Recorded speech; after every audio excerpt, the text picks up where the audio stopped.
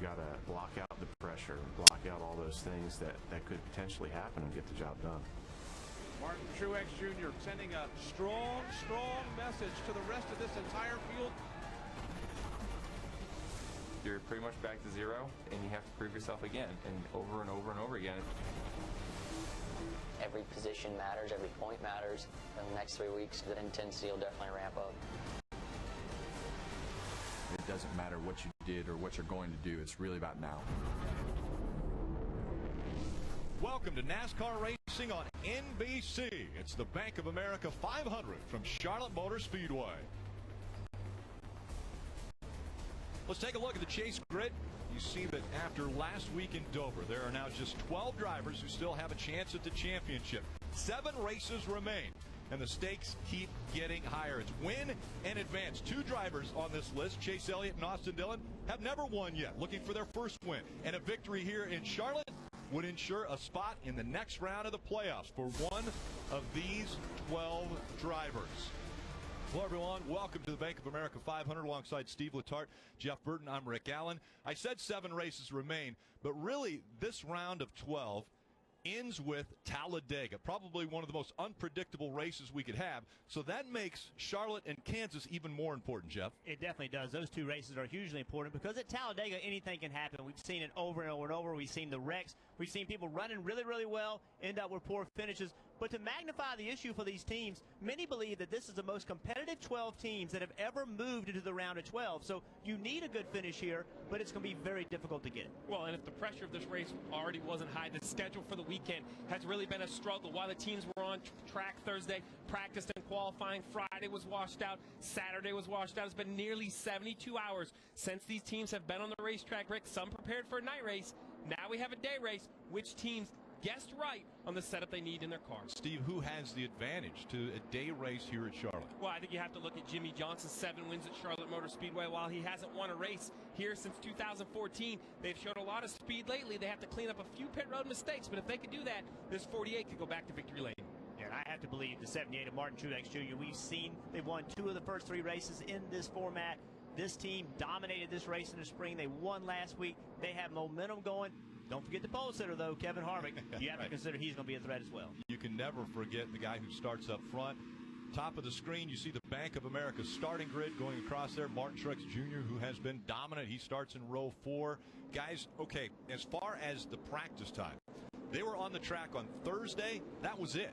Friday and Saturday, they've been sitting either in their buses or at home watching it rain here. What does that do for a mentality of a driver and a team? Well, I think these drivers have to remain calm because the pressure of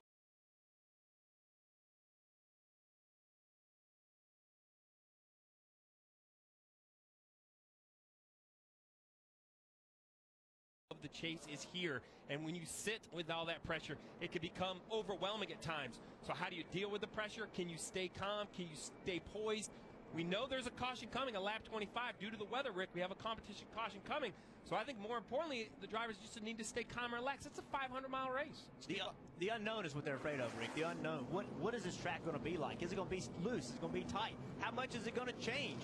With limited practice and the practice they did have, there was more rubber on the racetrack than there is now. There's just so many unknowns. That's what the teams are afraid of. There is going to be a competition caution at lap 25 as we take a look at the GE track facts for Charlotte Motor Speedway. The race length, 334 laps, 500 miles. Pit road speed, 45 miles per hour. That is a pedestrian speed when they come onto pit road because they'll be going upwards of 200 miles an hour when they enter turn number 1. But the fuel window, Steve, 57 to 60 laps. Yeah, the Goodyear tires can easily go 57 to 60 laps, so I expect these teams to push the fuel window at times through this race. Remember, 500 miles. It seems like we forget the length of that race and how important it is for these crews, teams, and crew chiefs on top of the pit box to have a good strategy throughout the day. Strategy is going to come into play very quickly now as the pace car exits onto pit road. The field in the hands of Kevin Harvick and Alex Bowman making up row number 1. Harvick in the 4, Bowman in the 88. As they come to the green flag, we're racing in the round of 12.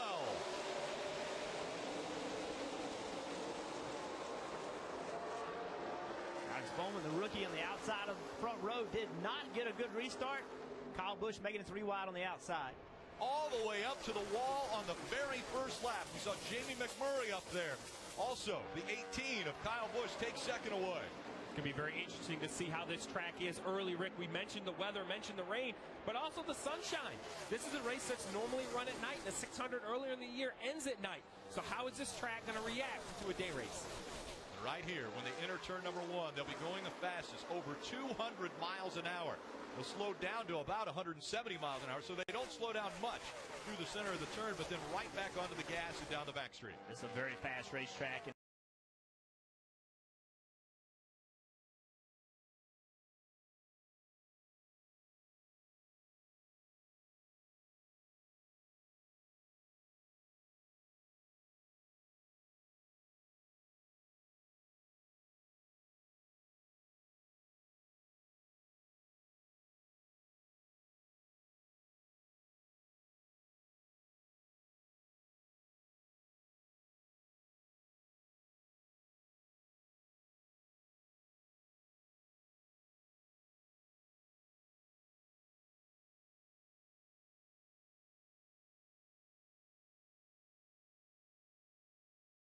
We're seeing already right now, drivers mostly want to be on the bottom. Some guys making moves on the outside lane, but look at Kyle Larson in the back of your screen. He's going to be one of the first guys to jump up on the outside trying to advance his position, but this groove will move around all day long as the rubber gets laid on the racetrack. 500 miles, 334 laps. Kevin Harvick out front. Chase Elliott has taken over second. Kyle Busch drops to third. Alex Bowman and Tony Stewart are the top 5. Great battle here between Martin Truex Jr. on the outside and that 78 and the 48 of Jimmy Johnson making his move on the inside.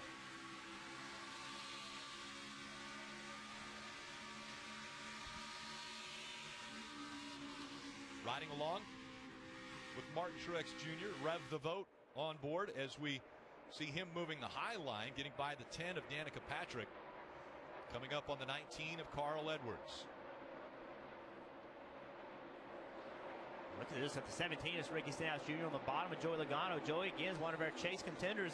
Stenhouse bottoms out big time, get into one, gets up the racetrack, almost gets in the side of the 22 Logano.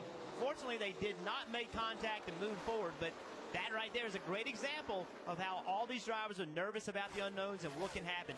Look behind, look right here, this car, the red and white car, the 42. He is absolutely flying already. Kyle Larson started 25th and working that outside lane has moved himself up to 12th in only 4 laps. Well, you mentioned the 22 of Joe Logano and the close call with Ricky Stenhouse Jr. Another chase competitor that's going to have to be very patient early in this race. Matt Kenseth in the 20 car had to go to the tail of the field, Rick. They had to make an adjustment through inspection. They found an issue with their race car, and the car was already presented for inspection. You see him on the left side of your screen there going around the outside of Chris Buescher. Because of that, it was an unapproved adjustment. So Matt Kenseth going to the rear of the field. You heard him talk about it in the pre-race. He's going to have to remain patient, try to work his way back up and get some good track position. And Steve, it was an issue with the motorized track bar mount as you watch Matt Kenseth move up to the field on the left side of your screen. Started last, has already gained 7 positions, now make it 8 when he crosses the finish line this time. He preached that to me as well about the patience that he's going to have to exhibit early in this race. You can work your way up, but look at what he's doing, middle of the groove. That's where he's been running this entire time. The track at the Charlotte Motor Speedway laid down a lot of rubber before the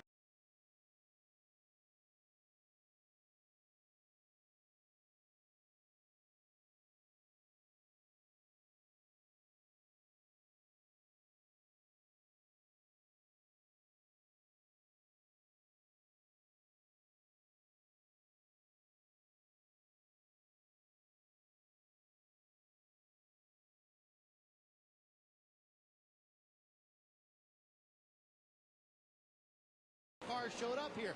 That rubber has seemed to have stayed through the rain over the last 2 days. A lot of drivers were watching that during pre-race and surprised about that. But Jeff, you can use that high lane, can't you, if the rubber's there and the grip's there, but it's tough to be that first guy up there. It really is tough to be the first guy. We saw Kyle Larson make it work, and we just watched Joey Logano clear Jamie McMurray on the outside. So to be 100% honest, I'm surprised the outside's this good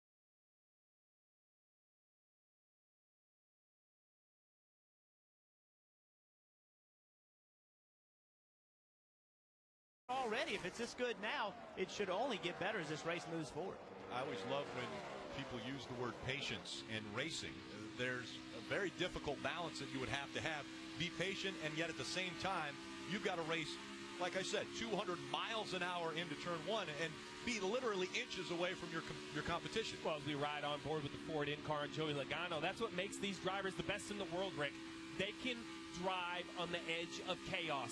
They can be 1 or 2% away from out of control, but be completely in control, understand their surroundings, and truly, it's like a premier athlete pushing their exertion level. How much can their heart rate take? Joey Logano, he's won with this race car. He knows how much it can take, how much he can push the issue. So patience is a unique word when it comes to racing, but the great ones have it. That's right, they do have it as we are on the Ford in-car camera with Joey Logano. Watch what Joey Logano is doing. It is not by chance he has a car where he wants it to be. Much like a quarterback in football, he has a plan. He has to execute on it. He has to understand when to deaccelerate, where to put the car at the exact moment, when to reaccelerate to build that speed coming off the corner. People think about driving a race car as just drive it as hard as you can. That's not the way you drive a race car. You drive a race car with precision. You drive it with your brain. It is a game of tenths of a second, hundredths of a second. See how smooth Joey Logano is. A lot of what's going on right now in this race car is he's trying to understand, what does my car do well? What doesn't it do well? To communicate that with his team so that on that lap 25 caution, they can make their car better. Joey Logano continuing to battle to try to move forward. We heard from Marty Snyder down on pit road. Dave Burns, Mike Massaro, Kelly Stavis joining him down there as they will continue to give you the stories from down on pit road and as they develop. Again, the 20 of Matt Kenseth having to start at the back because of an unapproved adjustment prior to the start of the race, and we'll watch him battle up as Chase Elliott's fighting for the lead. Elliott goes to the inside and takes the top spot away from Kevin Harvick. Kevin Harvick had a little problem off turn 4. Chase Elliott's car handling much better at this point in the race than Kevin Harvick. So the rookie that's made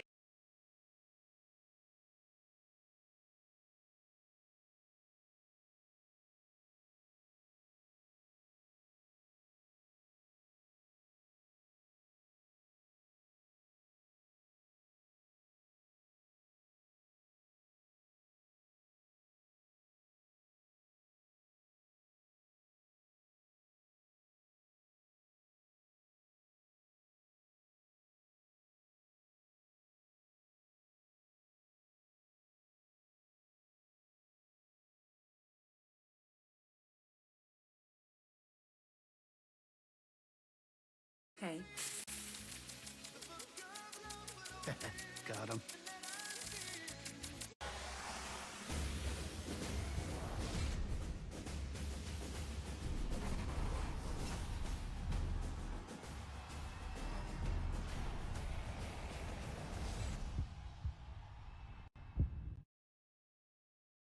City, Saturday, 6:30 Eastern on NBCSN.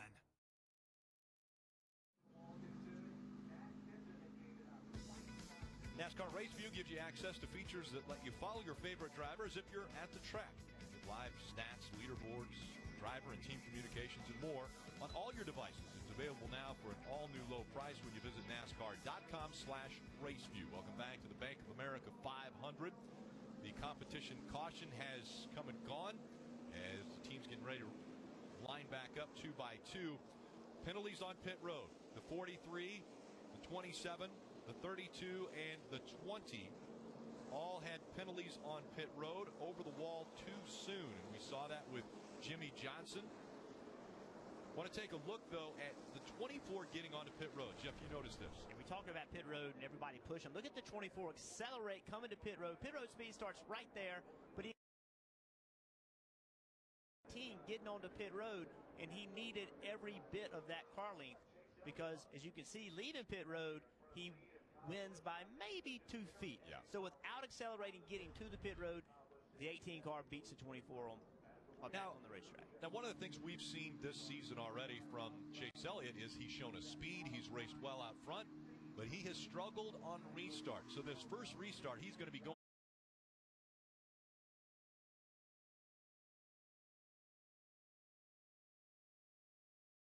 Just going on to pit road the first time down today.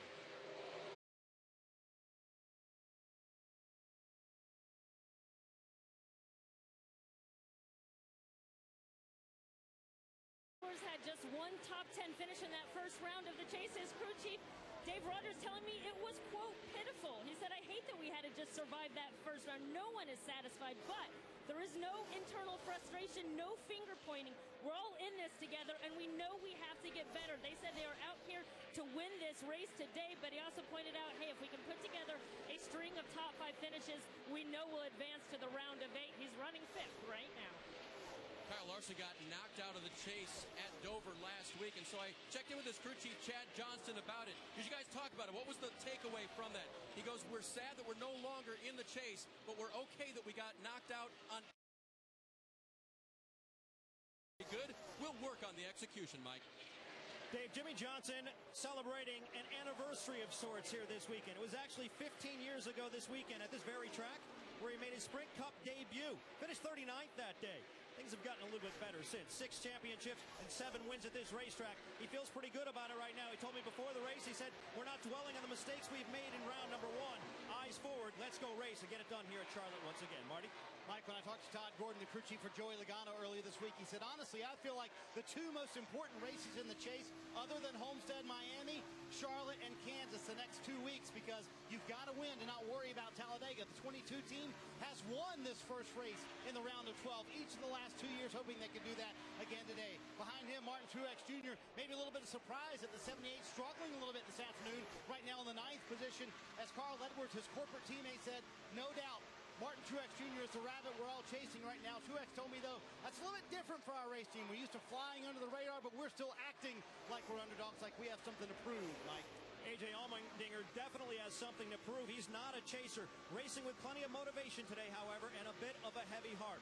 Chip Warren, a longtime NASCAR official, who began his career with NASCAR in 1978, passed away after a battle with cancer on Wednesday. Most recently, Warren had been a member of the marketing team with JTG Doherty and the 47 team. The 47 team paying tribute to the man today with a decal on the C-post of that race car, trying to turn in a very good run here, so far running inside the top 10. Rick? Thanks, Mike. A great run for the 47 early in this one. Again, it's Chase Elliott out in front. 500 degrees, 40 below, and protection for 15,000 miles. Mobil 1. Energy lives here. I'm like a sponge for this stuff. I can learn it, get it, sell it. I can do this job in my sleep better than some people can do awake. I just want to make sure this brain stays in hyperdrive. Hey, we hear you. That's why AARP created Staying Sharp. It's more than brain games. It's a personalized 360 approach to brain health with assessments and tools that can help you keep your brain sharp. If you don't think this is right for me when you think AARP, then you don't know ARP. Get to know us at aarp.org/possibilities. Look at all these televisions. Is this heaven? Have we all died and gone to the sports afterlife? No, but this place is no less holy. A miracle of flat screens and premium sports packages, all in the service of a sports fan's basest desires. So while this isn't the heaven, it is a heaven. And this one serves beer, which is a nice twist.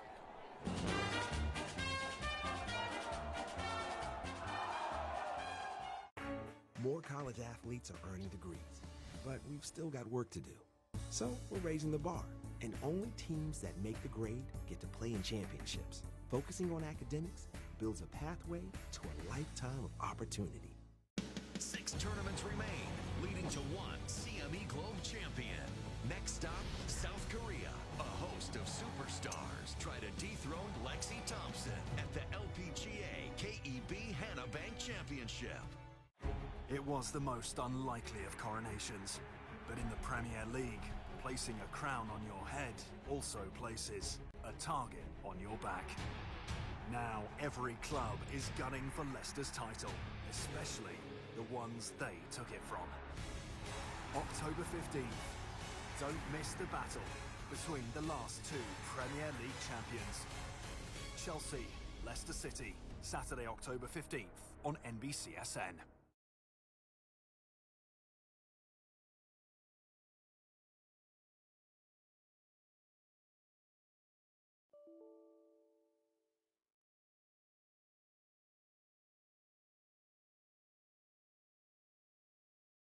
On select Ram 1500 Laramie Crew Cab models in dealer stock. Moments ago, the second caution has come out at Charlotte Motor Speedway. The 88s.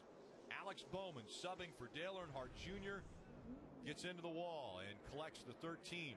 Casey Mears with him. Take a look. You can see the left front smoking really badly as he enters the corner. He knew something was wrong. He was trying to get out of the way, get on pit road, but got in the corner, probably just wouldn't turn. The 13 on the outside of Casey Mears just did nothing wrong, just in the wrong place.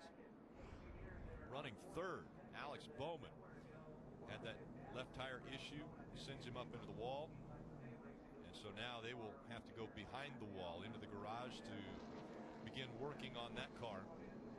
See if they can bring him back out. You see Earnhardt Jr. still the banner on top of the windshield. Dale Earnhardt Jr. suffering from concussion symptoms, and so he has told everyone he will not be behind the wheel of the car for the remainder of the season. Alex Bowman and Jeff Gordon will be substituting for Dale Jr. the remainder of the season. Yeah, he's stuck on pit road right now. He's trying to get it to roll, but the car is damaged so badly he can't get it to move. He's at the entrance to the garage area. He just can't get the car to roll. Well, you can watch the chase for the NASCAR Sprint Cup Series with the NBC Sports app and get closer with additional camera angles, driver stats, track information. You can watch live anywhere on any device. Find out more at NBCSports.com/live. So the crew's trying to figure out how to get that car behind the wall so that they can go to work on it. And after seeing that replay, what this 88, the accident with the 88 car has done is made 12 very nervous crew chiefs, because it looked to me like the left front was flat on the 88 going into turn 3. We saw smoke out of that corner. So what caused that? Why did he have a flat tire? You think about those crew chiefs that are in the chase with all the points, with the championship on the line. They're going to want to know what happened to this 88 car. So there's a tow truck on pit road right now. The car stopped on the entrance to the garage. An ambulance is there. So they will not be able to open pit road until pit road is cleared.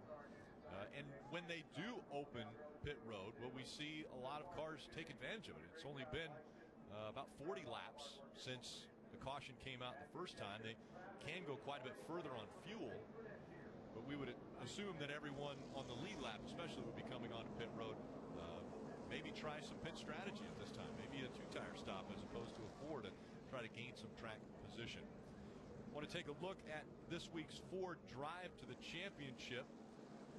Joey Logano was perfect in the round of 12 a year ago, won all 3 chase races, and you can't get better than what Joey Logano did a year ago, winning at Charlotte, winning at Kansas, and winning at Talladega.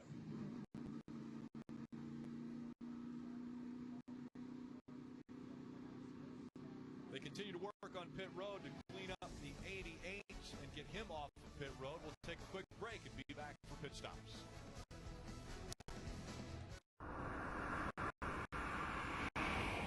I gotta say, I'm pretty excited about racing with you guys in the Poconos.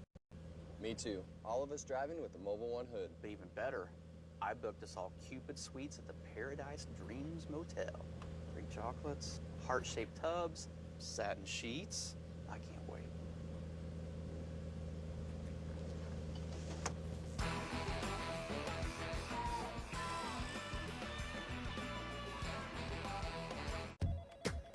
I'm like a sponge for this stuff. I can learn it, get it, sell it. I can do this job in my sleep better than some people can do awake. I just want to make sure this brain stays in hyperdrive. Hey, we hear you. That's why AARP created Staying Sharp. It's more than brain games. It's a personalized 360 approach to brain health with assessments and tools that can help you keep your brain sharp.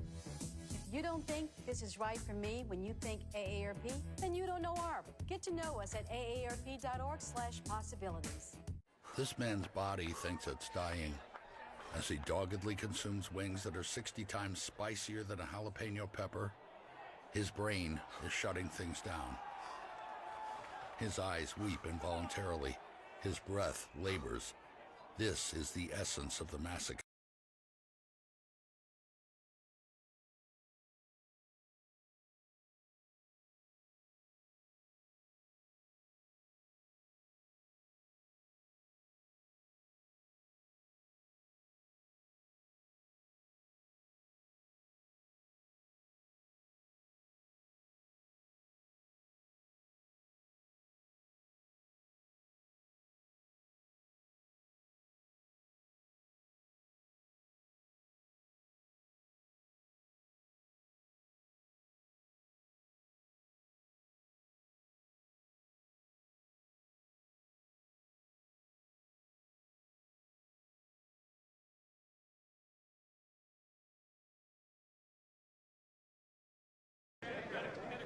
about you? Danica, you had a rough run on the last lap there. How do you adjust?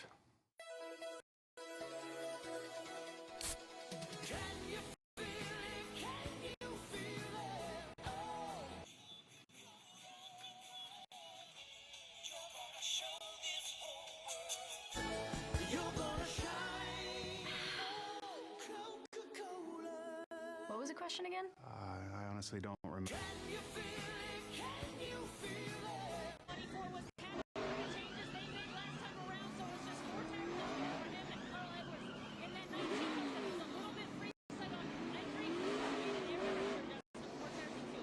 Kevin Harvick said he was tighter this run, but the back end of the car was a little bit better. And look at that. They used that first stall of their advantage. They gained a spot here on pit road, Greg. Check how Busch dropped a couple spots. Harvick and Edwards. I gotta say, I'm pretty excited about racing with you guys in the Poconos. Me too. All of us driving with the Mobile One hood. But even better, I booked us all Cupid suites at the Paradise Dreams Motel. Free chocolates, heart-shaped tubs, satin sheets. I can't wait.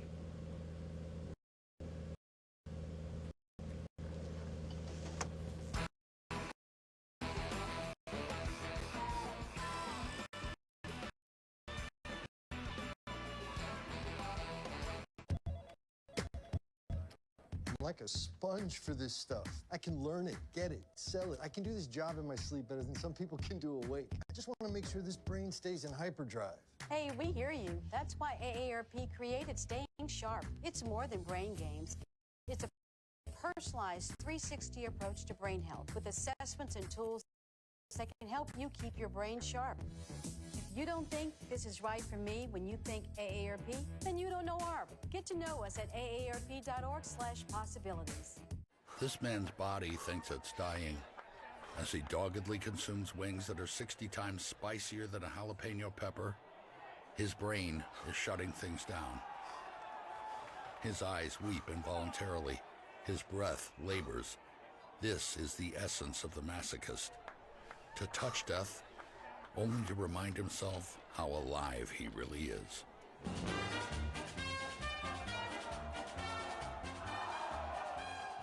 On and off the court, we're focused on creating lifelong opportunity, and that starts with education. More college athletes are earning degrees than ever before, but we've still got work to do. That's why we're raising the bar for incoming freshmen, so they're prepared when they get to campus, and why teams can't play in championships unless they make the grade. Education matters, and putting academics first creates a pathway to a lifetime of opportunity. 6 tournaments remain, leading to 1 CME Globe champion. Next stop, South Korea. A host of superstars try to dethrone Lexi Thompson at the LPGA KEB Hannah Bank Championship.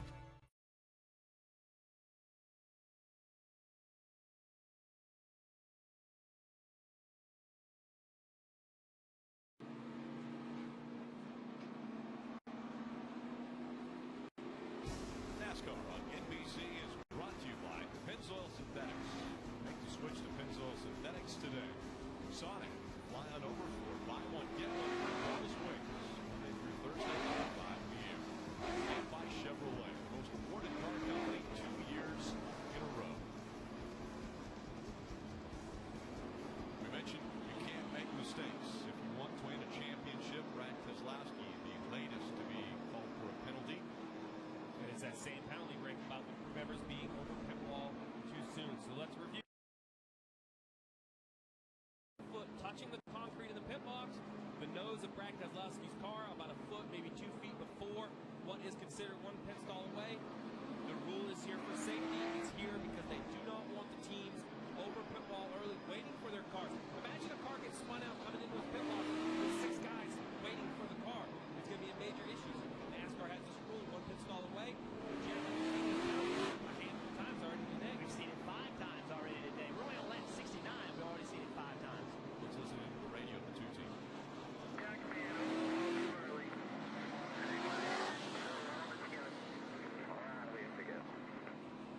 Hey, Rick,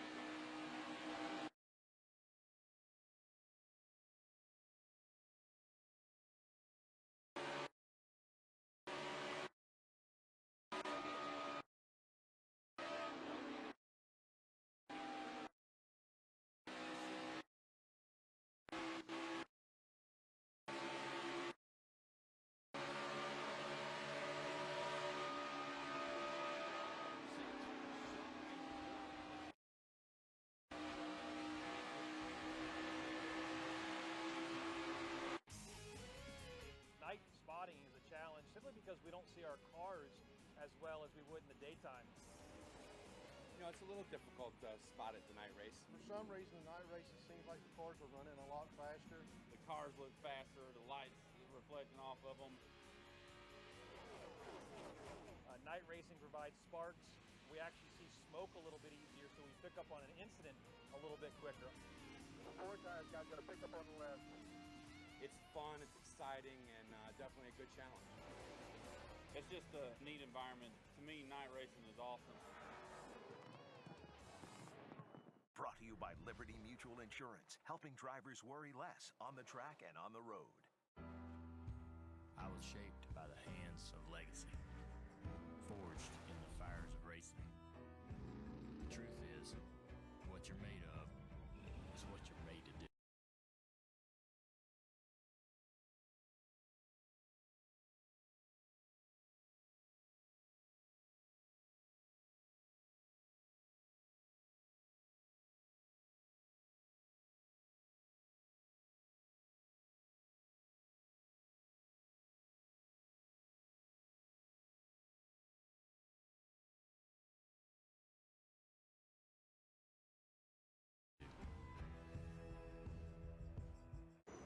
So why the Marines?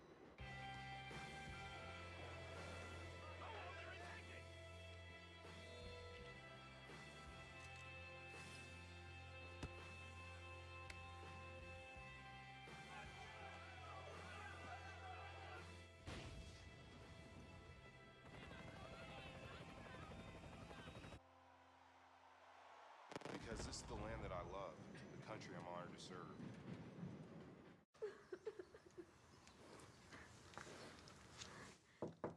I'm fine.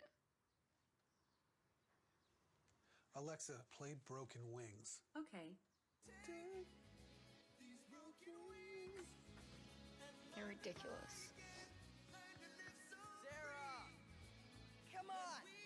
Alexa, turn on the sprinklers. Okay. Got him. You always do this. You had a couple of pops in you and got cocky. Who's up for a game of wing roulette, you said? Because you thought it'd be funny to watch one of your friends get stuck with the hot one. But your friends, they got teriyaki, then spicy garlic, and then Asian zing. And now you're looking at the last one and you're thinking, my God, what have I done?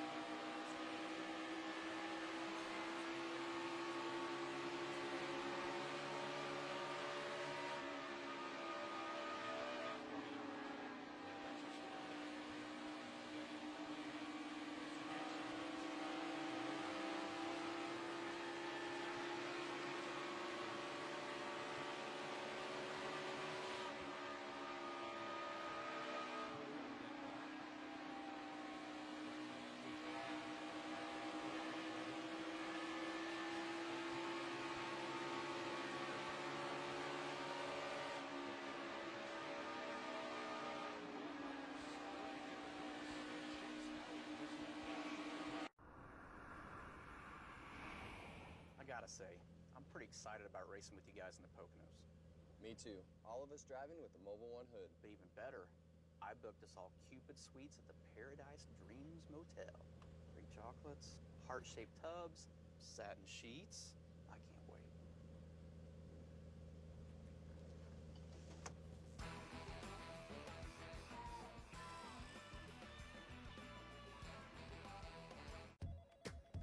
I'm like a sponge for this stuff. I can learn it, get it, sell it. I can do this job in my sleep better than some people can do awake. I just want to make sure this brain stays in hyperdrive.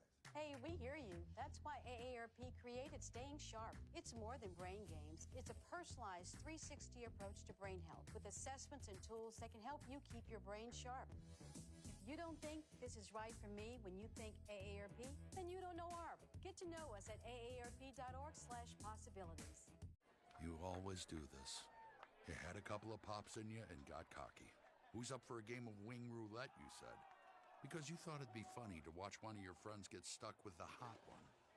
But your friends... Thompson at the LPGA KEB Hannah Bank Championship. It was the most unlikely of coronations, but in the Premier League, placing a crown on your head also places a target on your back. Now every club is gunning for Leicester's title, especially the ones they took it from. October 15th. Don't miss the battle between the last two Premier League champions. Chelsea, Leicester City, Saturday, October 15th on NBCSN.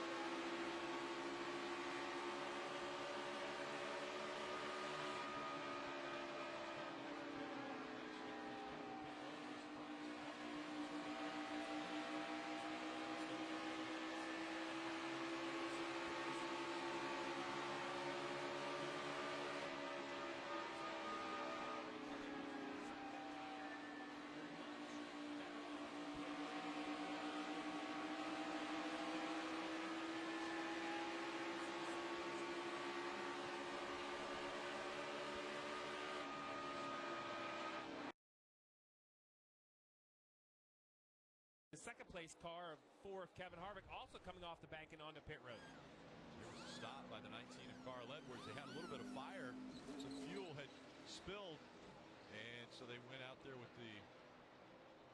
extinguishers and put that out. Marty. And Rick, to Steve's point, I think all these crew chiefs are seeing the tire issues and saying, you know what, not worth the risk. We're going to fit short a little bit here. Harvick said his car is just a little bit loose off two. That's his biggest issue. You saw the wedge adjustment, trying to tighten it up. 4 fresh Goodyear tires. Right behind him, Martin Truex Jr., who said his car just fired off terrible on this run. He said it was awful in traffic, and he just can't get 3 and 4 right. So some big changes here. Talked about a spring rubber and a long stop for the 78 team as well. Can't afford a long stop like this under green flag conditions. Nearly 17 seconds, Marty. Normally when they're doing them under 13 seconds for these stops. Kelly. And that's Kurt Busch. His car's been starting off tight. Now the last one got bad loose, so they made a wedge adjustment for it last time, which seemed to help a little bit, but he said he's still trying to figure out how to get in turns 1 and 2. It's going to be 4 tires and fuel. Meanwhile, Chase Elliott, who's led the majority of this race, said that his car was just a little bit tight at times, tick-free, loose at other times, but he had been happy with the adjustments they made. It has good turn in it, and just before he came to pit road, he had said that the right front was starting to feel weird, so they brought him down, Dave. Forget about the balance for the 3 of Austin Dillon. How about a couple of good pit stops in a row here, because they've had 2 bad ones. Lug nuts on the left side and the rear to begin with, and then last time, just a misfortune, the fueler slipped on the way around. That one is a lot tighter and better for Chase contender Dillon. Tony Stewart gets caught for speeding. 14 too fast on pit road, so that team and Tony will have to bring the car back to pit road. Marty. Matt Kenseth coming down pit road. This team has fought a variety of issues all day long. He said the car was a little bit tighter on that run. He said he just couldn't seem to make any ground. He said it was kind of weird how the car was behaving. Air pressure trying to free that race car up for Matt Kenseth. 4 fresh Goodyear tires and Sunoco fuel. Kenseth, after starting in the back twice, looks as though smoke rolling out from underneath the 22, and the caution has come out. 22 hit the wall. After winning this race last year, up into the wall he goes. Looks like he might have had a tire issue. That's what we talked about. Steve just mentioned it. You're better off pitting early than waiting. I know it's a gamble. See right here, the tire's down. Nothing he can do. Have the wheel turn. So the tire went down. Be ready for a little right front damage. Marty. Coming down pit road, Rick, Todd Gordon did ask him, how hard did you hit? Joey said, pretty hard. Remember, this race team has been used to having success in this round. They won all the races last year, won the first race in the round of 2014, able to secure themselves into that final round, and they're going to change 4 Goodyear tires here and see how bad that damage is on the right front. Todd Gordon telling guys right now to get that right front clear, put 4 Goodyear tires on it, and evaluate the damage after that. But a heavy hit for a championship contender, Rick. The free pass will go to the 4 of Kevin Harvick. Harvick was just on pit road. The way the free pass works, it is the first car scored a lap down. It's only showing 7 cars on the lead lap. So this accident with Joey Logano caused a caution right in the middle of the pit sequence. So that will shuffle up the field quite a bit. And quite a few drivers we would expect to take the wave around also, that they had just been on pit road. So they will have the opportunity to get back on the lead lap, but they can't come to pit road. Yeah, surprisingly enough, this is a really good break for Kyle Busch and Kyle Larson. Remember, both of those drivers had to make early green flag pit stops. Well, now they'll have the opportunity to take the wave around, kind of reset, and the whole field will really be reset with 215 laps to go. And you can gear up with the pit crew and get the latest NASCAR t-shirts, hats, and die-cast at the NASCAR.com Superstore. You can visit NASCAR.com/Superstore today for all your favorite drivers' gear. So already the third caution of the day. Only 118 laps have been complete of the 334 scheduled. Marty. And they have sent car chief Raymond Fox over the wall, looking down through that flap to see how bad the damage is for Joey Logano on that right front. That's their main concern, trying to get that fixed up for Joey Logano. And he's the only one on pit road right now trying to get this damage fixed and at least assess to see what they need to do. Joey did say it was 1 click to the left, Jeff, for a tow out on the steering wheel, so that's going to be a little bit of an issue for them all day long. Now they're going to head back out and try and get caught back up and come down pit road again. Yeah, what Marty's talking about is it means the steering wheel is moved to the left. So typically the steering wheel will be centered. The driver can look. There's a mark on the wheel. He can look and see that white mark where it is. Currently it's not where it was, meaning something's wrong with the front suspension. Mike Massaro. And Rick, Jimmy Johnson will relinquish the lead and come down pit road. He's saying he lacks rear grip in the center, and the bumps make it really hard. He has to wait to get back to the throttle, especially off turn 4. They'll make a wedge adjustment, 4 tires and fuel for Johnson. Dave? Fourth place, Greg Biffle on the upper right. They'll need a major adjustment because even though he's got this track position, the front end won't turn. Shims in both fronts. And as for the 11 of Denny Hamlin, car was tight in the center, and they'll get a wedge adjustment for that, Kelly. Brad Keselowski said his car wasn't bad, he was just lacking some speed, to which Paul Wolfe said, hey, your speed is fine, you just need to get some track position. They just need to have a clean pit stop. It's 4 tires and fuel and an air pressure adjustment for the 2 of Brad Keselowski. Pretty good run for the 2 of Brad Keselowski. Comes off pit road third. Johnson and Hamlin first and second. And protection for 15,000 miles. Mobil 1. Energy lives here. I'm like a sponge for this stuff. I can learn it, get it, sell it. I can do this job in my sleep better than some people can do awake. I just want to make sure this brain stays in hyperdrive. Hey, we hear you. That's why AARP created Staying Sharp. It's more than brain games. It's a personalized 360 approach to brain health with assessments and tools that can help you keep your brain sharp. If you don't think this is right for me when you think AARP, then you don't know ARP. Get to know us at aarp.org/possibilities. You always do this. You had a couple of pops in you and got cocky. Who's up for a game of wing roulette, you said? Because you thought it'd be funny to watch one of your friends get stuck with the hot one. But your friends, they got teriyaki, then spicy garlic, and then Asian zing. And now you're looking at the last one and you're thinking, my God, what have I done?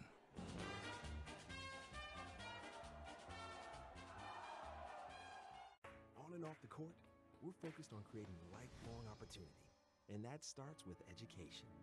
More college athletes are earning degrees than ever before, but we've still got work to do.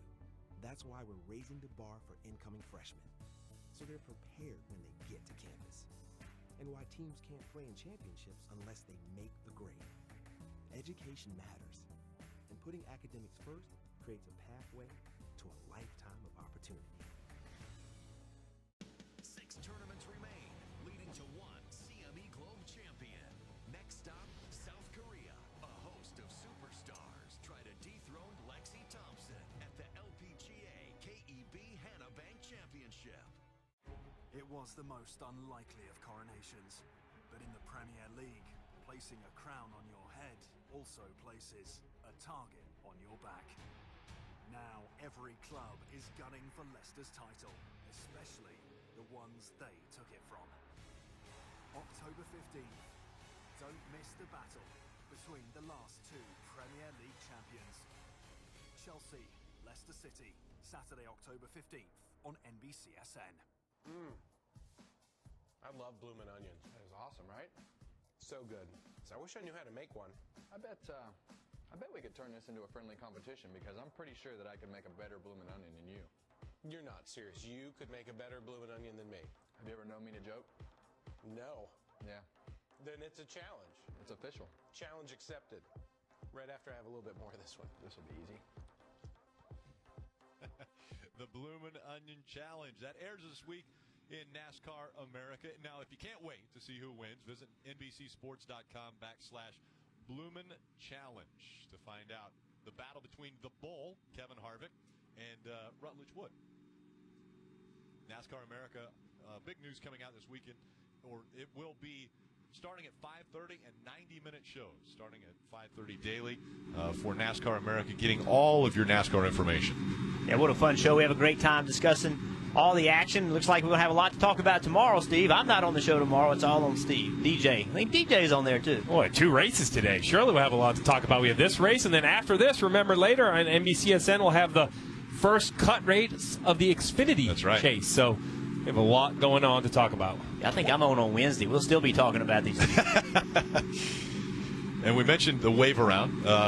Quite a few drivers, 22 actually taking the wave around.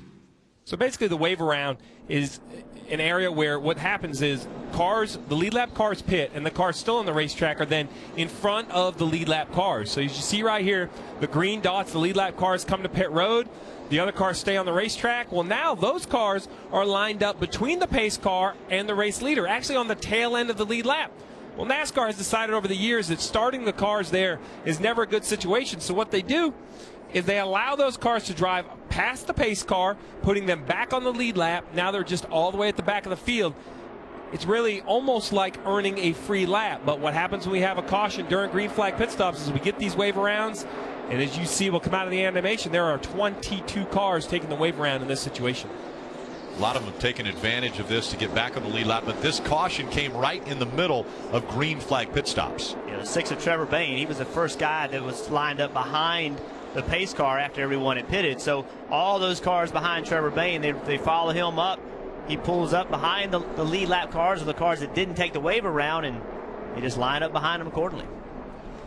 2x2 once again. This time it's behind Jimmy Johnson and Denny Hamlin. Jimmy Johnson has chosen the inside line for the restart. Denny Hamlin will restart on the outside line. And the big winner, and when this caution came out, in my eyes, the 22 Keselowski. He's had 2 troubles early in the race, found a way to just stay on the racetrack. Caution fell at the right time. Now he's back in 3rd place. That 2 of Brad Keselowski, as you mentioned, currently 3rd.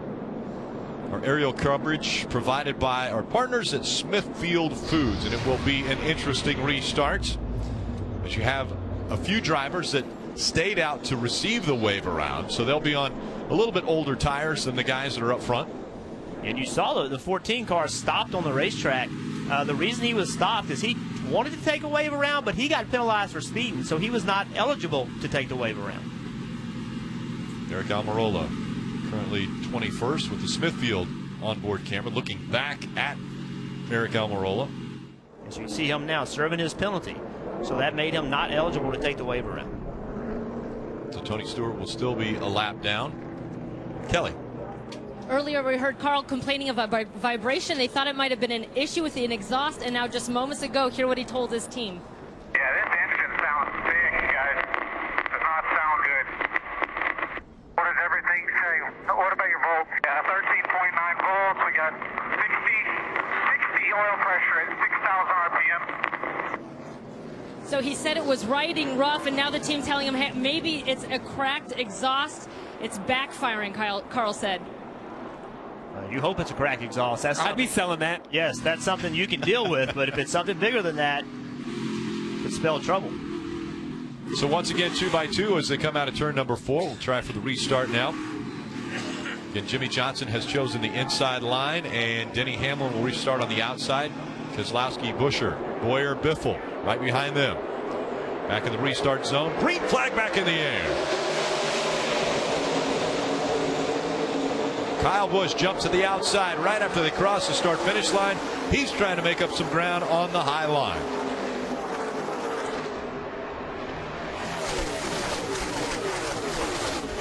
Great side-by-side battle for the lead. Denny Hamlin on the outside. Jimmy Johnson on the inside. Hamlin makes the high line work. Can he complete the pass? He will. He'll get in front. Denny Hamlin leads at Charlotte. Riding along with Denny Hamlin, looking back from the Coca-Cola onboard. And Rick, Kyle Busch, they chose to come to pit road because remember they had an issue a while ago. They were a little bit low on fuel, so Kyle Busch has still scored a lap down, but currently the first car 1 lap down, so he's now racing for the free pass. 20 cars on the lead lap. Sorry, Rick, that put him back in the same sequence as everybody else. So had he not pitted, he would have had to, if this thing goes green, he would have had to pit under green again. So they made the calculation. Let's go ahead and get out there. We think we can be the first car lap down. Let's not get ourselves in trouble. So a little bit of a cautious play right here. And I like it. I like the call by Adam Stevens. We have 208 laps to go in this race. There's no reason to panic and keep yourself down. The caution was timely for the 18. Take what was given to them, which you said puts them back on the cycle of the leaders, which really is the entire goal. And he's close enough to the leaders. He's really essentially in 5th spot. So he's close enough to the leaders. As the leader starts to lap people, he can lap those people too. It gives him the best chance to stay the first car 1 lap down. Once again, you see the Coca-Cola onboard, Denny Hamlin out front, but he will have a mirror full of the 48 of Jimmy Johnson. And this is really a great opportunity for both Denny Hamlin and Jimmy Johnson. They really have run decent all day long, but they're in this situation because of that caution during the pit cycle. But what this allows them to do, much like Brad Keselowski back in third, get a better understanding of their car. We always hear about how much traffic affects your handling, how dirty air affects your handling. When now these three cars are running in the top 5, maybe their car wasn't as bad as they thought. Maybe it's worse. Now they can let their crew chief know so they can start coming up with a plan for the next round of adjustments. Two different lines here between the 11 and the 48s. A little bit of contact here between the 44 and 23. Look at Brian Scott in the 44. Comes up the racetrack, gets into David Reagan, just in front of Matt Kenseth. Yeah, way loose. Matt Kenseth has had an eventful day so far. He just needs something clean and easy to happen, but nothing's been easy so far. 4 wide down the back. They were 4 wide after that little bit of contact.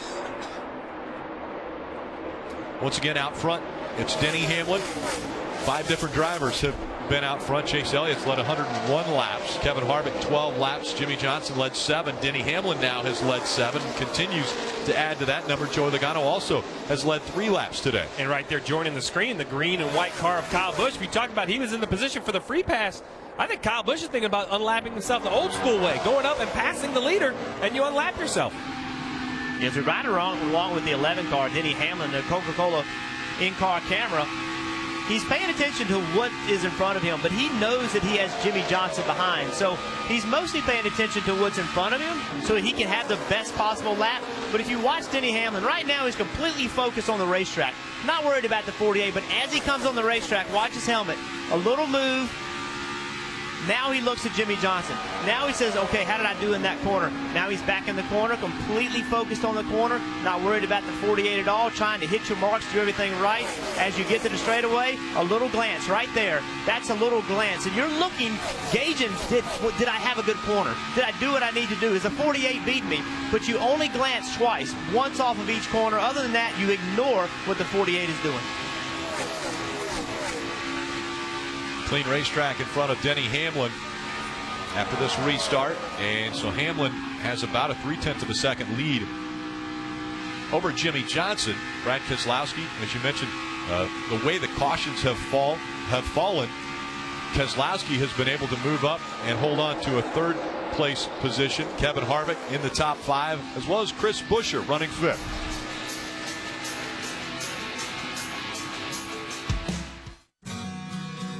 For generations, you've celebrated the holidays with Smith.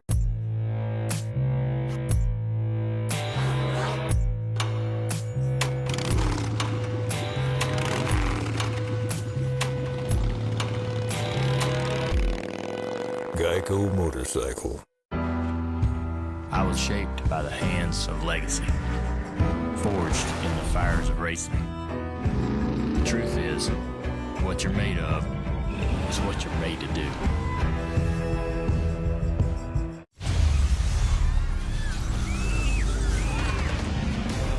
There are a few who move toward the sounds of chaos.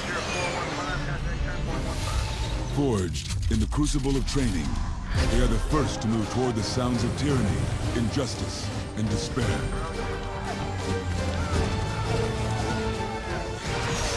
They are the few, the proud, the Marines.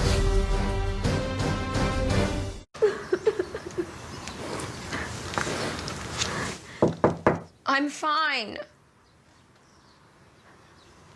Alexa, play Broken Wings. Okay.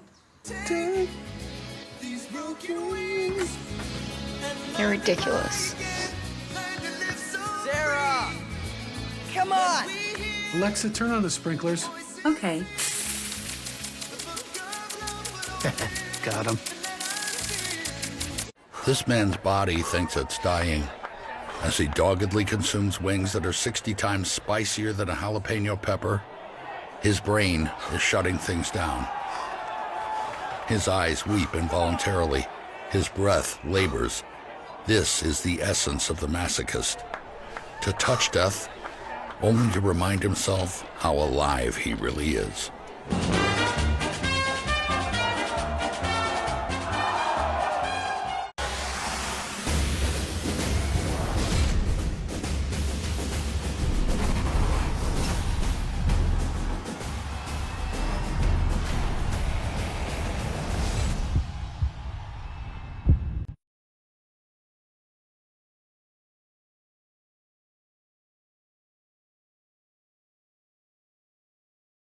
drivers that are really taking advantage of a little bit of luck, a little bit of strategy, a little bit of luck. The caution was very timely for them. The 16 in that pink, bright pink car for Greg Biffle. And behind him, the bright yellow car, the 34 of Chris Buescher. Both cars were running decent. You see Greg Biffle right there started 14th. Had been all the way down to the 27th position, but got a lucky break. Got into the top 5 with some strategy and is able to keep it and run there. Just behind them, the 24 of Chase Elliott, who was out in front the most laps that he's ever led in a race, 101 earlier in this race, and now still running in the 7th position. Again, only 20 cars on the lead lap. Well, this is the exact moments of the race that will test a young driver like Chase Elliott. He still has the same race car he had earlier in the race when he was leading laps. They can't control when the caution comes out. As good as it was for the 34 of Chris Buescher, it hurt the 24 of Chase Elliott. It put him behind. Luckily, they were able to take the wave around. They're back on the lead lap. The race has really been reset. He just took over the 6th position. So now, it's really what I consider an impressive point of Chase Elliott, his maturity. He always acts like a veteran driver. That's what this team needs now. Just stay calm, understand what's ahead of them.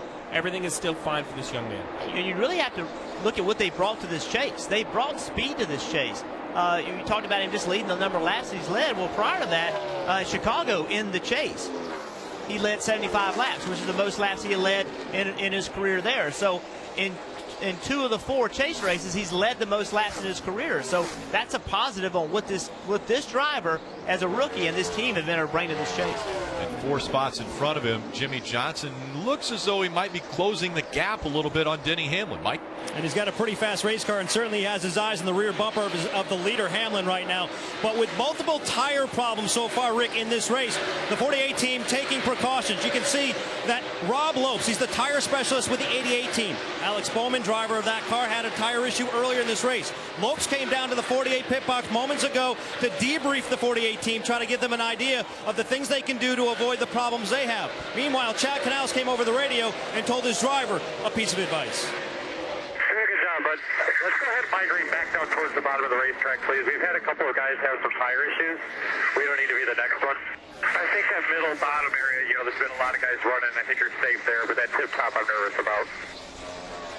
So that's just one detail that the 48 team is paying attention to, trying to preserve those tires, trying to avoid any problems that have plagued anybody else during this race. So far, the tires that have come off the 48 guys have looked pretty good. I think the concern, though, is, as you see, the 48 had a little bit of a wiggle down there in 3-4. They're going to look good until they come apart, Rick. It's not like these tires are wearing all the way through and showing some signs of wear. While the issues might be wear related, it's kind of like a light switch. You heard Kyle Larson. Everything was going good. Then all of a sudden, he could hear the issue, knew he had a right front problem, and came to pit road. So Chad Canals is just encouraging Jimmy Johnson, listen, let's run down where more cars are running, where there's more rubber on the racetrack. And it looks as though the 16 back on pit road. They were just on pit road moments ago, and so now an issue for Greg Biffle. Greg, we're looking at the tires as they come off. The right rear has come off. That one looks a little funny. He had some wall contact earlier, and this one definitely has some damage to it. Greg had hit the wall earlier in the day, but since they took a shim out of each right front shock, the car was handling a lot better. He did say it was just a little bit loose at the beginning of this run. Yeah, less than 20 laps ago, they were on pit road, and once again, back to pit road for the 16. Denny Hamlin still out front. When a moment turns romantic, why pause to take a pill? Or stop to find a bathroom? Cialis for daily use is approved to treat both erectile dysfunction and the urinary symptoms of BPH, like needing to go frequently, day or night. Tell your doctor about all your medical conditions and medicines and ask if your heart is healthy enough for sex. Do not take Cialis if you take nitrates for chest pain or Adempus for pulmonary hypertension, as it may cause an unsafe drop in blood pressure. Do not drink alcohol in excess. Side effects may include headache, upset stomach, delayed backache, or muscle ache. To avoid long-term injury, get medical help right away for an erection lasting more than 4 hours. If you have any sudden decrease or loss in hearing or vision, or any symptoms of an allergic reaction, stop taking Cialis and get medical help right away. Ask your doctor about Cialis and a $200 savings card. So you're up at dawn, kid, look alive. You've been saving for a big man cave. Good luck with that, Dave. You made the most of your retirement plan, so you better learn to drive that RV, man. So many things you're doing in your life. Nationwide is on your side. Double meat and cheese, classic. Grilled onions and Thousand Island, classic. All for just $2.49, really classic. The classic double cheeseburger for just $2.49, only at Carl's Jr. and Hardee's. Look, anyone who thinks you gotta make a truck heavier to make it stronger has been working too long without a hard hat. Meet the all-new 2017 Ford Super Duty. They cut weight with a high-strength, military-grade aluminum alloy body and reinvested a big chunk of it to beef up.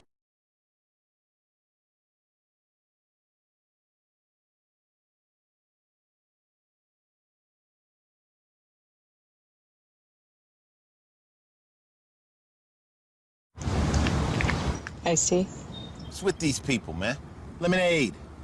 Read the sign. Lemonade. Okay. Delicious. Iced tea at a lemonade stand? Surprising. What's not surprising? How much money Marin saved by switching to Geico. I was shaped by the hands of legacy, forged in the fires of racing. The truth is, what you're made of is what you're made to do. The 4's slow on track. Something wrong with the 4 of Kevin Harvick. Came off of turn 4. He was running 4th, and for some reason, looks like the car is almost shut off. Yeah, I don't know if he has an electrical issue right there. The big red switch he's dealing with, that's the master power on-off. You see him shut it off. Now he's going to reach down, turn it back on, try to reset the power. We saw this with the 42 last week. It was a battery issue on the 42. 22 again, yellow's out. Oh, and up into the wall in turn 2. That's a 22, I think. I think that's it's Logano. It's either Logano. Yeah, that's sure Logano. enough. Logano up into the wall in turn 2 while all of this was happening with Harvick. Got a couple more to come by. Start easing it towards the bottom and they'll switch it. That car is hit pretty hard. You can see the damage on the right front hood and fender area of the 22. Logano was running 16th. Harvick, as I mentioned, was 4th before the looks like an electrical issue has happened with the 4 of Harvick. Yeah, and the reason I say electrical is he was switching the switches. If it's an oil pressure or an issue like that, the switches aren't going to help, but it seemed like Kevin Harvick felt like there's an issue he's going to try to fix. He was trying to recycle the system. Although he has power on the digital dash, you can see there's power. So the 18 will get the free pass. Take a look at the 22 of Logano, hard into the wall. Yeah, that was a hard impact. That's going to be, they're going to have to go behind the wall and fix that. I'm sure it's another tire problem. When you have one, oh, you can see. And that's a difference. Here, guys. Yeah, difference a year makes. Hard, even harder. Difference a year makes there for Joey Logano. He won all 3 races in this round last year, and now issues for he and the 4. Marty. Kevin Harvick on pit road. Honestly, Rick, they don't know what exactly happened. He said the car just shut off. It had no power. Rodney Childers said, get it to pit road if you can. He was able to coast his way here. You see Aaron Kuhn, the interior guy, working on things inside the car, and Robert Smith, the car chief as well, trying to get it figured out. Kevin can fire up the car. He's able to do that, but it won't run. In fact, Robert Smith shaking his head no right now to Rodney Childers, so they can't get it to run continuously. And as soon as Kevin lets off the gas, it completely dies. Now, they had this problem this morning, earlier in the day, getting the ECU to talk to their computer. I know they had that issue this morning, and they're saying right now, let's get the codes and the computer out to see if we can maybe recycle the ECU. Perhaps that could be an issue of what's going on here with this 4 car. One of those issues, though, Marty, is they're not allowed to plug that computer on a pit road. A rule NASCAR has is if you want to download the ECU or you want to try to reboot the ECU using the computer, the 4 and Kevin Harvick must go behind pit wall. So somebody climbing into the car. ECU by status 21024. They're giving them codes right now as they go to work on that car. Somebody actually in from the passenger side is working on that 4. We're right along again with the 22. This to sync up the driver and the right side looking out the car. Yeah, listen to the tire. Boom, right there. Oh.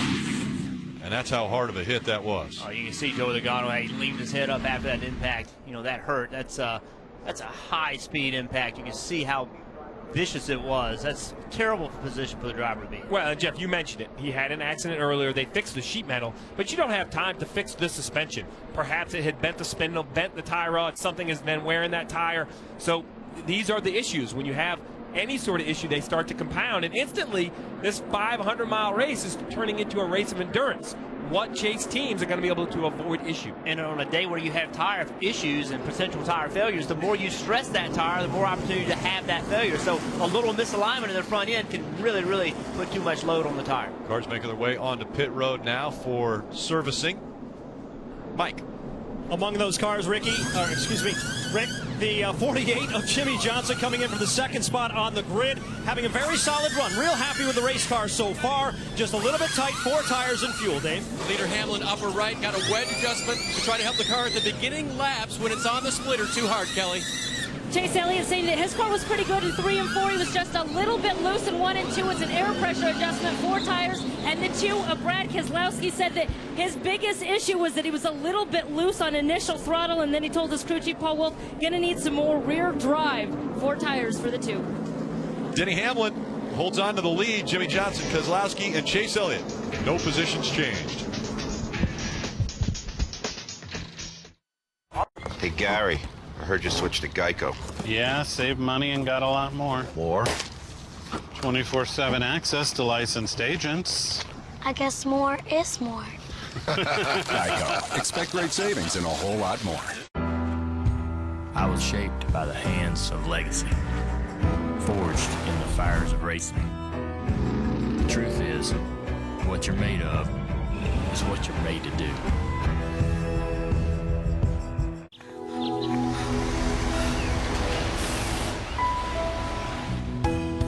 Reimagining possibilities to meet new challenges. At Tata Consultancy Services, our 300,000 consultants do just that for every client, every single day. Proud sponsor of the Bank of America Chicago Marathon. Tata Consultancy Services. Experience certainty. There are a few who move toward the sounds of tyranny, injustice, and despair. They are the few, the proud, the Marines.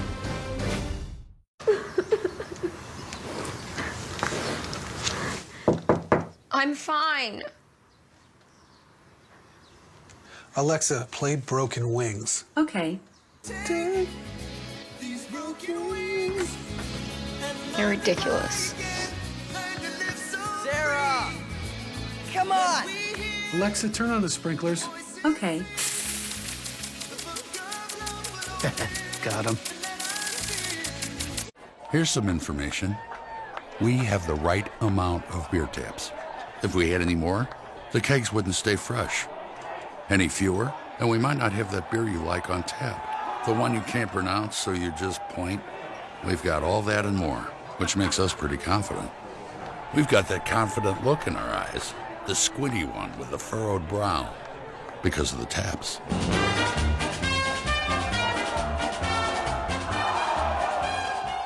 6 tournaments remain, leading to 1 CME Globe champion.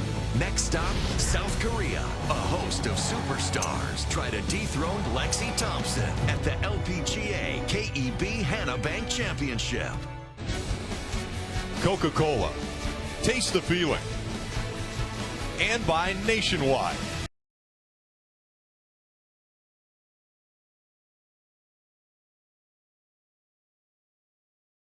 Nationwide is on your side. How quickly things change. From a year ago, the 22 and 4, they finished first and second in this race last year.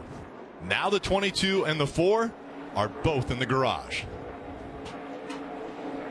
And we're not even halfway in this race, and 2 guys, 2 favorites. You mentioned Joey Logano won every race in this round last year. Currently with some heavy repairs in the garage, and then the 4. I'm not sure which is worse. You have the 22 trying to repair the car. The 4 is trying to make repairs. But theirs is inside the engine or an electrical issue. Those can be very frustrating, Jeff. Very hard to diagnose. Yeah, we're not real sure what happened yet with the 4. But remember last week, Hendrick Motorsports, who does the engines, for this 4 car. They had an engine failure also in Jamie McMurray's car. Going to be at the back. I understand. So the penalties continue. Penalty put at the back. The 18 had the jackman too early over the wall, and they had an uncontrolled tire. Not a big penalty though, because they were the car that was going to get the free pass. So they were going to have to start toward the back of the pack anyway. So not a huge penalty for the 18 car. Denny Hamlin has chosen the inside line. He and Jimmy Johnson side by side on the restart. Great restart for Denny Hamlin. At 48, holding the outside line up just a bit. That allows the 2 of Brad Keselowski to move up to second. And look right behind the 48 of Jimmy Johnson. Chase Elliott, we mentioned he had lost a little bit of ground through that cycle. Led a lot of laps early. He's trying to work his way back to the front. Denny Hamlin has never won a championship in the Sprint Cup Series. He's being chased by 2 Sprint Cup champions. 6-time champion Jimmy Johnson. Brad Keselowski, also a Cup Series champion on the inside. Those 2 fighting for second.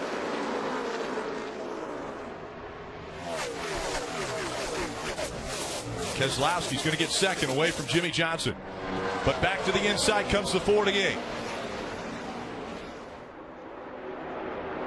And lurking just behind those 2 champions, Chase Elliott in the 24 led 101 laps early in this race, and now fighting for the 4th spot.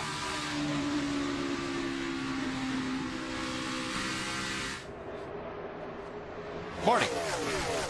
Fantastic action out on the track, Rick, but frustrating moments for the 4 team and Kevin Harvick. They're sitting back here trying to diagnose this issue, exactly what might be going on. They've gone through 3 problem-solving phases so far. Number 1, they tried to read the codes off the ECU, put those in the computer. That didn't work. They took the primary ECU out, tried to get that to hook up to a computer. That didn't work, so they had to push Kevin Harvick behind the wall. They have the advantage of this number 1 pit stall, so there's literally an opening to go behind the wall 15 feet in front of their pit stall. So they pushed it over here. Scott Maxim from Hendrick Motorsports is over here looking at the ECU on the computer, trying to figure out exactly what's going on. But Steve, I can't imagine how frustrating and helpless this must feel as a crew chief to know you had a fast car, you could win this race, but now you have a problem you can't diagnose, trying to figure out what's going on. Well, it is helpless, Marty, and unfortunately, after you go about 3 or 4 laps down, the race is over. So while it is helpless, the 4 car of Kevin Harvick currently 10 laps down to the leader, Denny Hamlin. This race is over for him. That electronic control unit, the ECU, runs the fuel injection system, runs the electronics of the race car. Simple fact is, when the car lets you down, the points are given up. And you see here in the chase points, currently 23 points behind. This 4 of Kevin Harvick has definitely going to come out way behind, leaving here in Charlotte. One thing I will remind everyone watching, and everyone will have to believe me on this, he's never been eliminated. Since this format has been started, he has never been eliminated from any round of this chase. And right now his back is definitely against the wall. Well, there are 2 shots. So we have Kansas next week and then Talladega. We all talked about how dangerous it's going to be to go to Talladega, having to get a win or have a great finish there. So he will have opportunities, but it won't be easy. Mike, what about the driver, the 22? And he's just catching his breath, gathering his thoughts. That's Joey Logano. 2 tire issues here. Are they related? Well, the first one was the left front, the second one was the right front. Once you hit the wall once, I'm sure it bends everything, and everything gets screwed up. So, and then we popped the right front. So, wrong time of the year for it. Just we're gonna have 2 flawless races coming up, and we can do it. Our team's strong. We had a very fast Benzo Ford that could have won the race today. Best car we've had in a while, so it felt really good to drive that. But we're just going to have to, like I said, come back. We'll get our car back out there and maybe gain a point or 2 if we're lucky, and go on to Kansas and Talladega and try to win. What is your crew chief, Todd Gordon, telling you about the tire issues? We don't have time to talk right now. We're just working on this thing, trying to fix it. So all I can do is keep driving it. There you go. Thanks. Thank you. Rick? Very unfortunate as a battle for the lead is brewing here between the 48 and the 11. Denny Hamlin trying to hold off the 48, but the 48 has been charging ever since dropping back to 3rd. He was able to get right up next to the 11. They were fighting for that top spot. And Denny Hamlin did a great job of battling and keeping that position, and then going back to the bottom of the racetrack in turn 1 and taking the line away from the 48. And you see the gap that's been created by that. once he took the air away from the 48, took the 48's line, now the 48's going to have to go and grind all the way back up there to do that work just to get beside Denny Hamlin. And we have passed the halfway point. Only 4 cautions. 24 battle for the lead here. Yeah, absolutely. It is heating up front. And look at the run, that 4th car in line, that white 3M 24 of Chase Elliott. He ran the top a couple corners and got a run on the 2 of Brad Keselowski. This time Brad gives Chase the bottom of the racetrack, knowing that Chase was better up top, and you see instantly the 2 of Brad Keselowski carries the momentum off the corner. So now, what do you do at this end of the racetrack? Go to the bottom, take his line away. Again, take the air away from it. It really affects the 24. When the 2 went to the bottom, he knew the 24 wanted to be on the bottom, took his line, took the air away from him. Now what does he do? Goes back to the bottom, gives the outside to the 24. Can Chase Elliott carry speed off the corner, which is, you heard him had to get out of the throttle. He tried to go to the throttle and carry that momentum off the corner, but he just couldn't stay in it. And I agree. We heard Chad Canals talking about, telling Jimmy Johnson, hey, let's run the bottom of the racetrack. I agree with that strategy.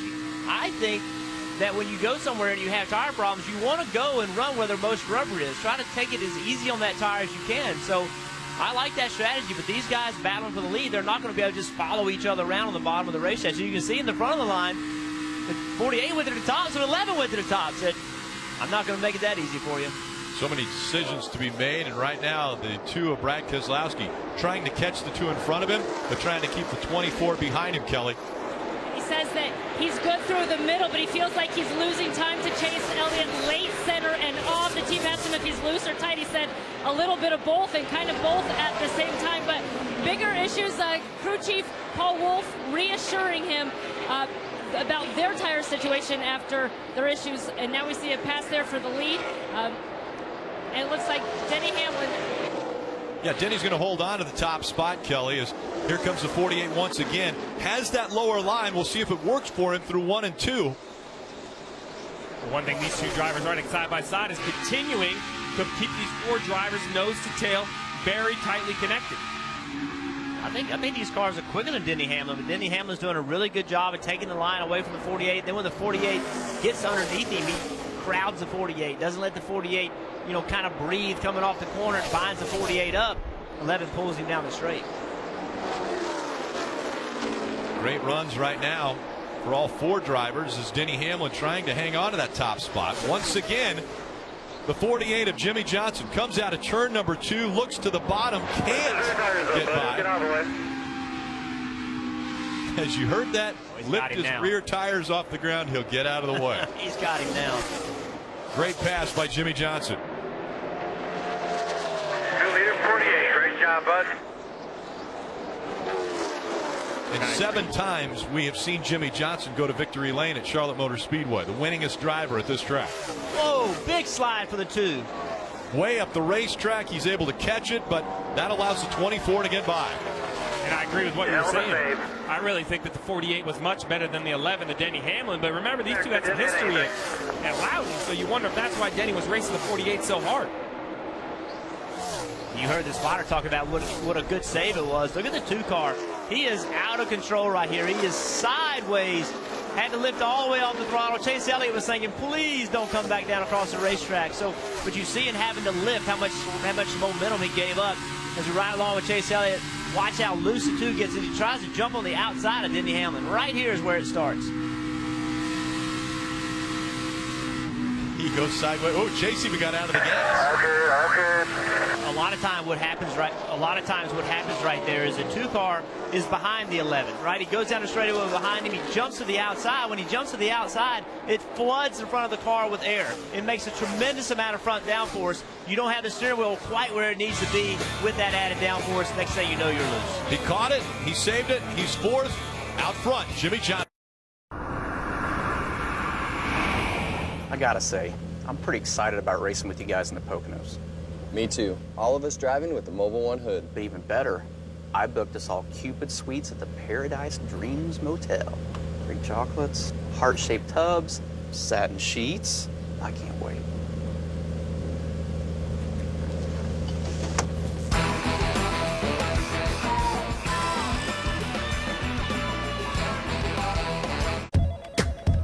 like a sponge for this stuff. I can learn it, get it, sell it. I can do this job in my sleep better than some people can do awake. I just want to make sure this brain stays in hyperdrive.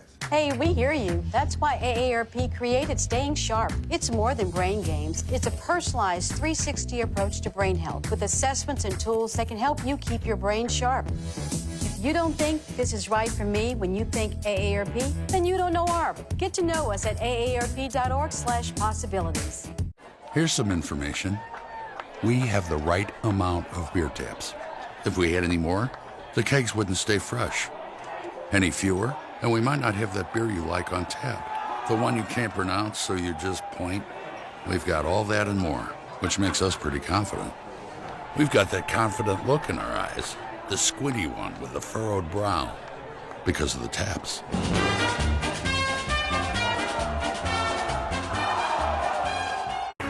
More college athletes are earning degrees, but we've still got work to do. So we're raising the bar, and only teams that make the grade get to play in championships. Focusing on academics builds a pathway to a lifetime of opportunity. 6 tournaments remain, leading to 1 CME Globe champion. Next stop, South Korea. A host of superstars try to dethrone Lexi Thompson at the LPGA KEB Hannah Bank Championship.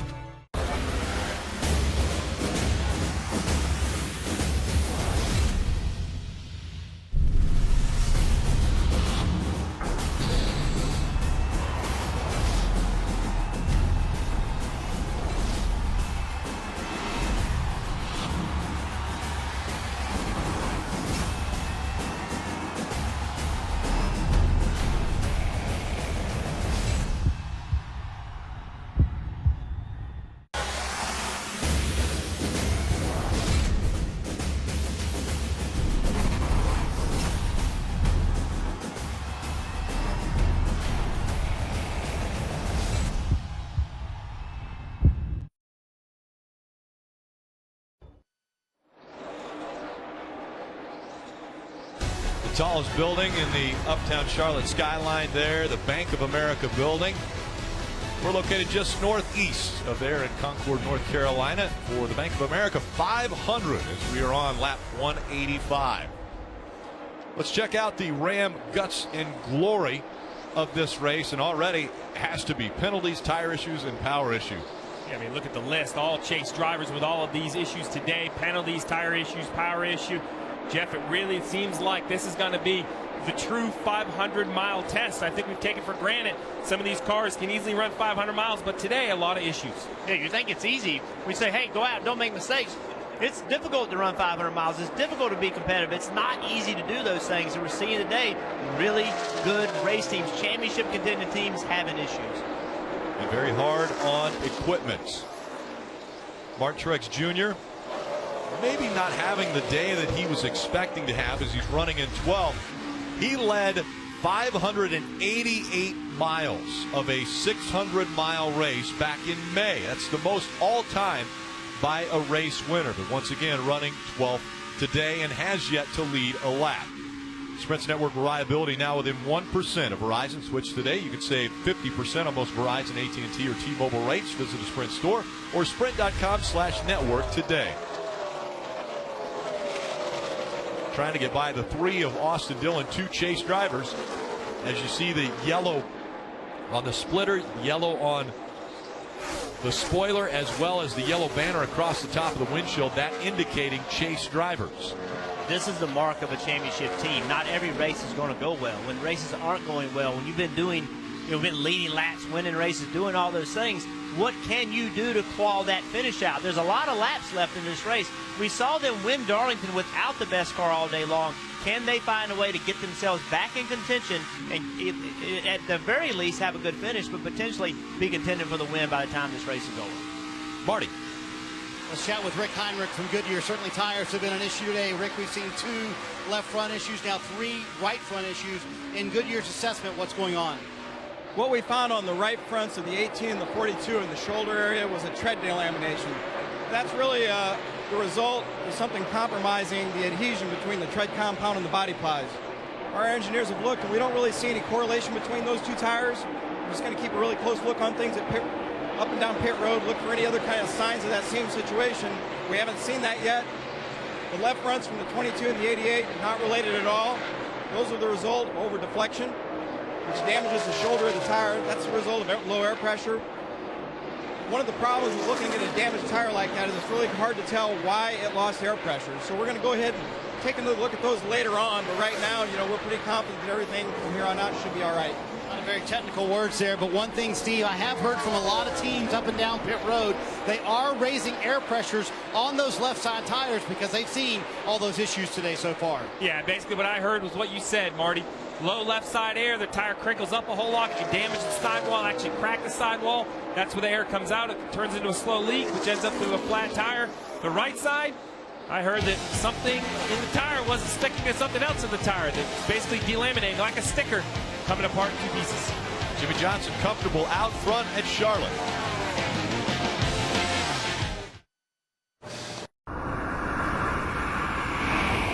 I gotta say, I'm pretty excited about racing with you guys in the Poconos. Me too. All of us driving with the Mobile One hood. But even better, I booked us all Cupid suites at the Paradise Dreams Motel. Greek chocolates, heart-shaped tubs, satin sheets. I can't wait.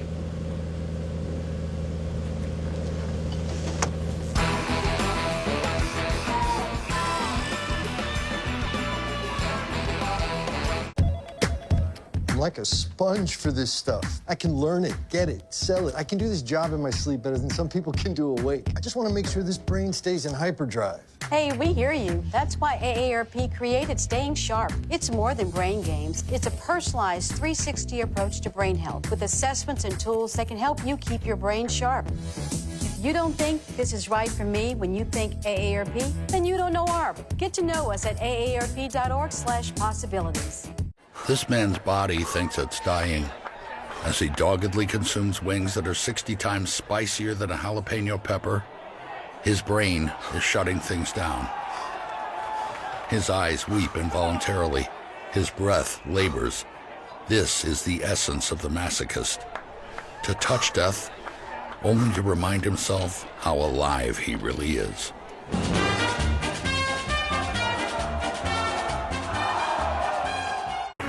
More college athletes are earning degrees, but we've still got work to do. So we're raising the bar, and only teams that make the grade get to play in championships. Focusing on academics builds a pathway to a lifetime of opportunity.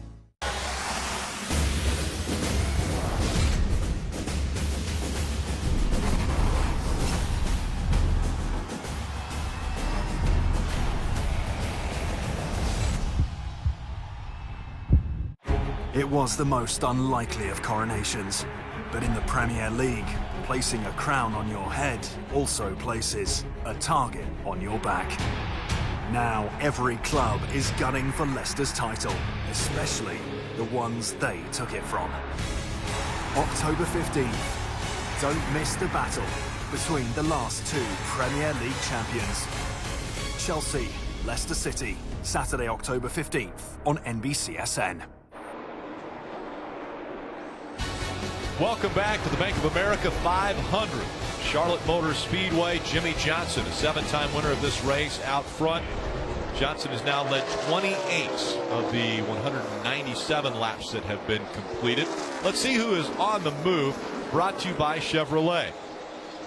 Kenseth restarted 39th. He's currently 9th. He's made up 30 spots. Brad Keselowski started 20th. He's currently 4th. He's made up 16 spots. Think about those two drivers have had penalties today and have been able to rebound from that to have the biggest gains so far. Jimmy Johnson started 11th, so there were only 10 spots available, and he's gotten all 10, currently leading the race, so doing what he needs to do to try to advance into the round of 8. And again, that's the big goal. Every driver in the chase, there's 12 of them that want to advance into the round of 8. Already 2 chase drivers off the track, Joey Logano and Kevin Harvick. Kevin Harvick with some type of electrical issues, and Joey Logano with tire issues sending him in the wall twice already today. Both of those cars are in the garage. Kurt Busch still on the track, but running back in 15th. Austin Dillon is 13th. Kyle Busch running 11th. Then up in the top 10, Martin Truex Jr. is 10th. Matt Kenseth 9th. Carl Edwards 7th. Brad Keselowski fourth, Denny Hamlin third, Chase Elliott is second, and Jimmy Johnson out front. Those are the 12 Chase drivers. Talking about running the bottom of the racetrack, and look at the 2 car and the 31 car, Ryan Newman. Look where they've migrated to. They are all the way against the wall. They weren't listening to Chad Canals, were they, about running the bottom? So they believe maybe that the top has come in, or at least they're testing? Well, there's no question the top has speed. The question is, how much of a risk will you take on that right front tire? I think that's what Chad was saying. He wasn't telling Jimmy Johnson earlier in the race the top's not better for speed. Right. He was saying, I'm not comfortable to run the top. We can't afford to have a tire issue. That's easier for the leader, Brad Keselowski, in fourth, Ryan Newman in fifth. They're looking for options to try to run Jimmy Johnson down, and at some point, you know, we're down to 134 to go. We can talk about 500 miles, Jeff. We talked about this. Brad Keselowski had a pit penalty earlier. He told his crew, long race, long race, long race. Well, at some point, it's not a long race anymore. And with 133 laps to go, it's getting to that point where you need to start making your move. How aggressively do you get, as we see Ryan Newman right up against the wall, and Brad Keselowski has decided to go down to the bottom of the racetrack. Jamie McMurray in the one with the McDonald's logo on the hood of that car just behind these two. Also running a little different line. Mike? And A.J. Allmendinger on pit road now, Rick. He's had a bad vibration that's been on again, off again throughout the day. At one point early in the race, he thought he had a problem with the steering, and that may be related. He's on pit road trying to address the vibration, which at this point, they think may be a loose wheel. They'll find out soon enough as he gets back out onto the track. Run, I promise you. Greg Biffle also came back to pit road.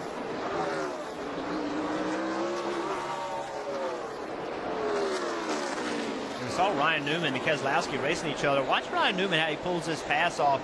As he drives into turn 3, he just overdrives the entry. Okay? And now the car is going to get up the racetrack because he's going too fast. So he goes way up the racetrack, and the only thing he can do is slow down right here. Keselowski gets back to his bumper. That is what we call a slide job. You see a lot in dirt racing. But if this line migrates to the top and you end up seeing cars having to run against the wall, that will be the only way to pass. You're going to have to put yourself in jeopardy, sliding up in front of somebody and then slowing the car down to keep it from getting into the wall. Now the guy behind you's got a decision to make. Does he want to hit you and knock you out of the way and spin you out, or does he want to cut you some slack, as we saw that Keselowski did with Newman? And Jimmy Johnson out on the racetrack right now. I spoke with his crew chief earlier today, Chad Canals, about the run they've been on. Seemingly over the last month or so, they've had more speed than they had prior to that. Well, Chad Canals kind of downplayed it and said, hey, we're okay. We still have a ways to go. But throughout the course of the last couple of runs, guys, Jimmy Johnson has been extremely happy with his race car. No complaints at all. Yeah, well, look, if you look at his laps led, this tells a story. This year in the first 26 races, Henry Motorsports led 482 laps. That's it. In the entire year. In the last 4 races, they've led 434 with more to come. So they have, without a doubt, carried speed. They made their cars better. And not just the 48, but every team in Henry Motorsports, we've seen them all perform better. So we had them in trouble. We were all talking about, people in the garage, us. Everybody was talking about this 48 just doesn't look like they have it. Doesn't look like a Chad Canals team. They don't have speed. Well, guess what? They found the speed. They haven't fixed the other problems they've had, but they have the speed right now. Well, and is this going to be the year, Rick? Third year of this chase format. Year 1, Kevin Harvick dominated most of the season, went on to win the championship in Miami. Last year, Kyle Busch had injury, but when he came back from injury, dominated the regular season, or at least the end of the regular season, went on to win the championship in Miami.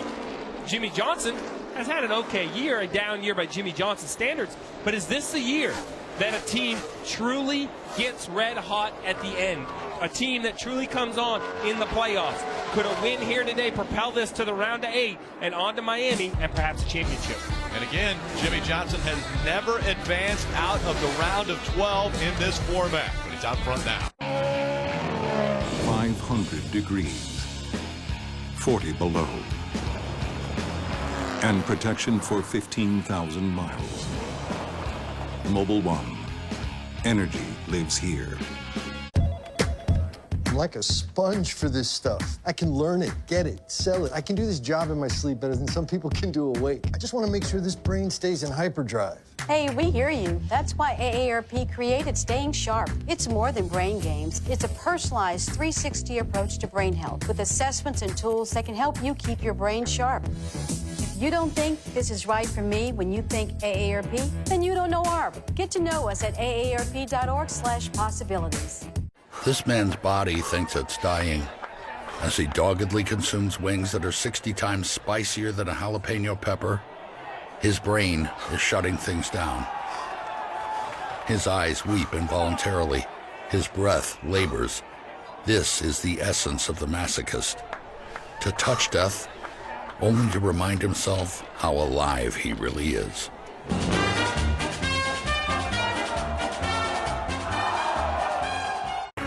When all eyes are on the court, we're focused on what matters most, preparing college athletes for a lifetime of opportunity. After the buzzer, off the court, it's about education and working to earn a degree. Creating healthier campuses through groundbreaking research and policies. And a fair shot so dreams can stay on track. United as an association, we've got work to do. We're building a pathway to lifelong opportunity. It was the most unlikely of coronations, but in the Premier League, placing a crown on your head also places a target on your back. Now every club is gunning for Leicester's title, especially the ones they took it from. October 15th, don't miss the battle between the last two Premier League champions. Chelsea, Leicester City, Saturday, October 15th on NBCSN. 6 tournaments remain, leading to 1 CME Globe champion. Next stop, South Korea. A host of superstars try to dethrone Lexi Thompson at the LPGA KEB Hannah Bank Championship.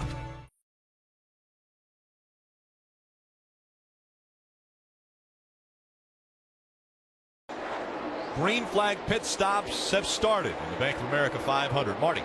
Martin Truex Jr.'s crawled his way back into the top 10. You see that wedge adjustment. He said the car just too free, especially 3 and 4. When he gets in traffic, it seems to get a little bit worse. Matt Kenseth has gone to the back twice today, has run his way into the top 10 as well. He said no grip. Not sure what to complain more about, the car being too loose or too tight. They fixed the tight condition, though, Kelly, with air pressure. Well, the 2 car of Brad Keselowski gets into his pit box. He said he was better that last run, although he started to lose grip. He was using his track bar to try and help him out. The just call was for 4 tires and fuel, Dave. On pit lane now, Austin Dillon in the 3 car. 2 good pit stops in a row. Have him in 13th position right now. They need a little bit more speed in the car, Mike. Jimmy Johnson very happy with his race car right now. No adjustment, significantly anyways. An air pressure adjustment is the only thing they did on the 4-tire change. Kelly? Chase Elliott was running second. He said that his car was pretty good to begin with, and then it started getting tight throughout the middle, and then he said it was just kind of sliding the nose a little bit. 4 tires and fuel for the 24. Meanwhile, the 41 of Kurt Busch has had trouble getting his car through traffic. He said that they started out tight in the center, then it went neutral, and then eventually migrated towards the loose side. Also, 4 tires for the 41.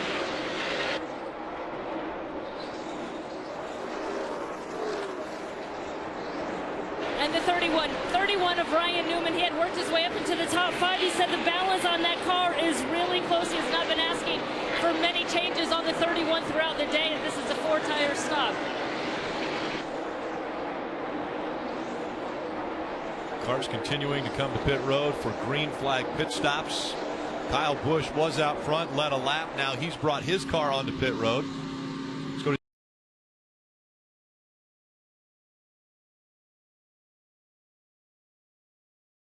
Dave. Rick, he went from 20th to 11th on this run. More importantly, past a lot of those cars he started behind because of the penalties on pit road. He'll get a 4 Goodyear tire change here and a Phillips Sunoco fuel and an air pressure adjustment. It was a little bit loose on his entry, which caused him to change the car angle a little bit, which made the car tight in the center.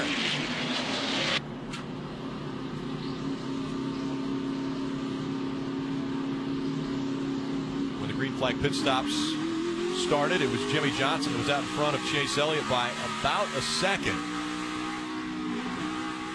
Constantly pushing everything. Drivers are pushing. Look at the 18 car getting on pit road. He's got to get underneath that cone. Just barely makes it. trying to carry so much speed on the pit road. To ride along, you see, you can't see the cone yet. You don't know where it is. Right now, you can start to see it. So you see how loose he got, trying to get it slowed down. Barely made it underneath the cone. Compensate hard. Well, you heard compensate. That right there sounded like the spotter thought he was a little too hard on pit road, Dave. Kyle Larson's car has been tight on this run. He'll get fuel and tires and an air pressure adjustment. And they put a little bit of tape on the grill. Try to get a little more heat in the engine. And more downforce. If there's any room on the temperatures, you want to run right up against your limit. If you're a little too cool, you can add tape. While it increases the water temperature, it definitely increases front downforce. So after everything has cycled through, as far as the cars that were running up front, Jimmy Johnson back out front, now with a 1.9 second lead. So about a second better on pit road and cycling through the pit stops for Jimmy Johnson. It was a second gap before the pit stops, and now it's 2 seconds. Jimmy Johnson. I gotta say, I'm pretty excited about racing with you guys in the Poconos. Me too. All of us driving with the Mobile One hood. But even better, I booked us all Cupid suites at the Paradise Dreams Motel. Free chocolates, heart-shaped tubs, satin sheets. I can't wait.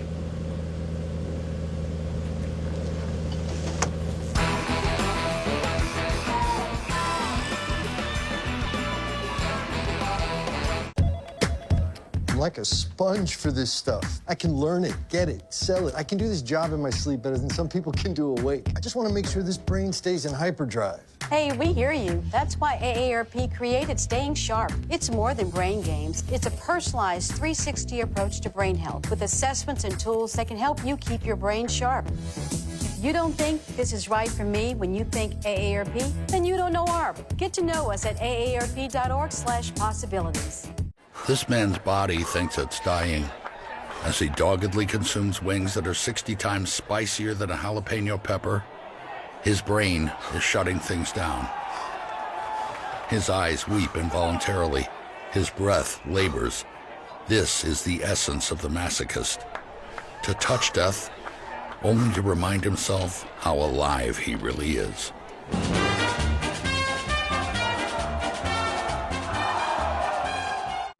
On and off the court, we're focused on creating lifelong opportunity through education, healthier campuses, and a fair shot. United as an association, we're building a pathway to a lifetime of opportunity. Yeah, you. Danica, you had a rough run on the last lap there. How do you adjust? Can you feel it? Can you feel it? Oh. You're gonna show this whole world. You're gonna shine. Coca-Cola. What was the question again? I honestly don't remember. Can you feel it? Can you feel it?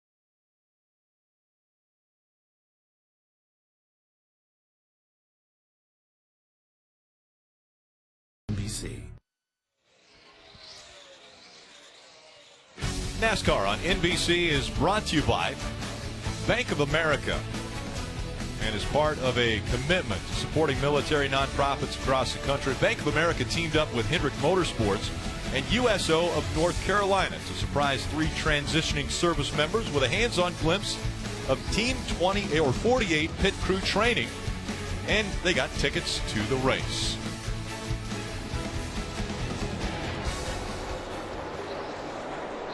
Let's take a look at the race lap leaders, brought to you by Goodyear. Chase Elliott is out front for 101 laps. Jimmy Johnson 54 and counting.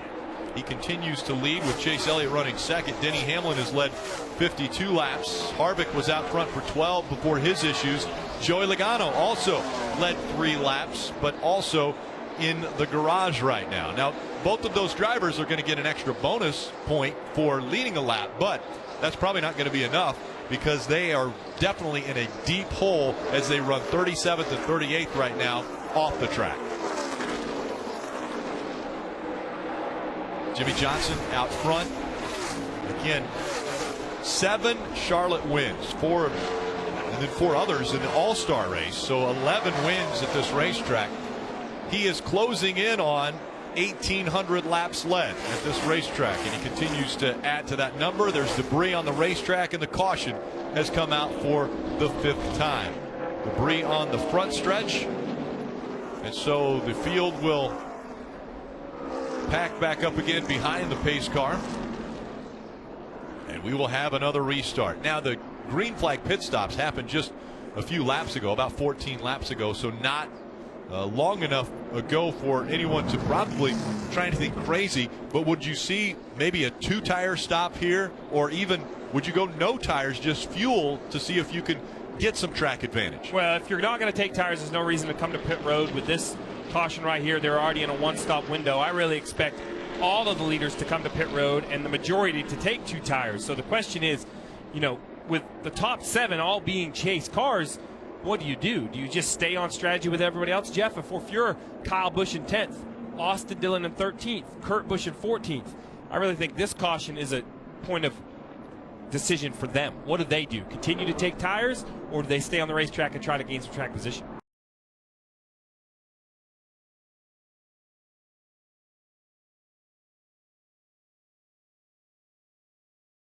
Before the cars come to pit road, let's go to Marty. Let's chat with Kevin Harvick, and obviously they've been trying to diagnose this issue. Kevin, did it come with no warning? What happened?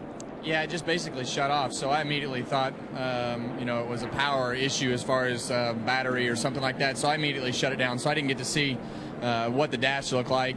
And then I cycled through everything and then fired it back up. And it seems like it's something to do with no oil pressure. So hate it for everybody on our Busch team, but things happen. This has been a process to get to that point, so they have finally diagnosed it as a oil pressure issue, or do we know exactly what's going on yet? That's just a guess. Yeah. You know, I think that the process of elimination, we've narrowed it down to a few things, and that's one thing that they're talking about, but don't know for sure yet until we fire it back up. They have had everybody down here. Jeff Andrews, the head man at Hendrick Engine, Scott Maxim, all the firepower they can. Still don't exactly know what's going on with the 4-car, but kind of strange to see the 4-car and the 22 back here in the garage area, Rick.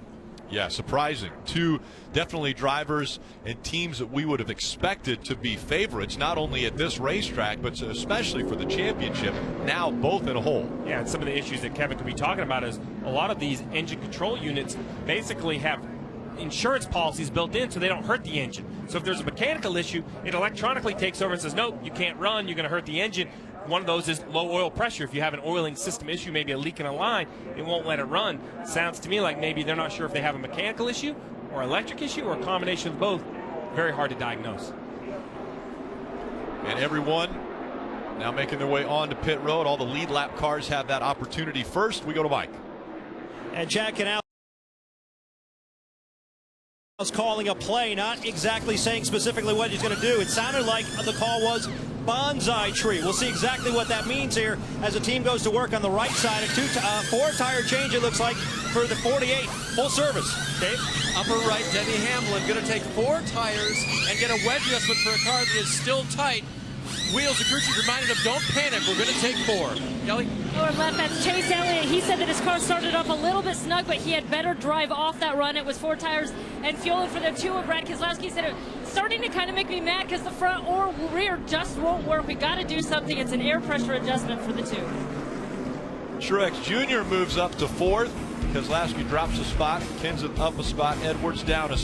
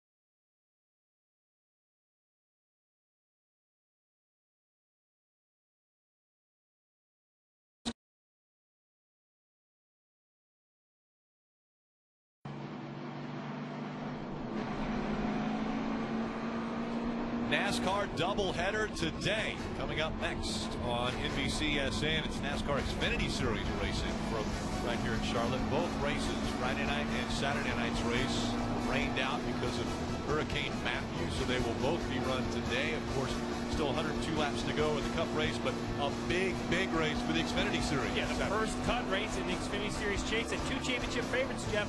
Ty Dillon, Eric Jones, both currently find themselves below the cut line. Yeah, two guys we didn't expect, Blake Cook and Brendan Poole. They're trying to hold off two fast drivers. Can they do it here this afternoon? During the week, you can tune in to NASCAR America at 5:30, 90-minute episodes of NASCAR America will get you caught up, and you can relive some of the action that's taking place this weekend. Only here from Charlotte, but looking ahead to Kansas and what's going to take place there. Yeah, not only relive it, but really dive in deep. Find out perhaps what Joey Logano, Kevin Harvick, what are their odds to rebound? What's their path to the round 8 after having trouble here in Charlotte? And who else? Who currently running in the top 7 ends up with a good run? We'll kind of talk about it all week. That's right. We've seen Kurt Busch and Austin Dillon struggling today. Will they be able to find their way to the front? If not, they're going to have to do some work the next 2 weeks. NASCAR continues to clean up the racetrack. We'll take a quick break. Be right back with a restart.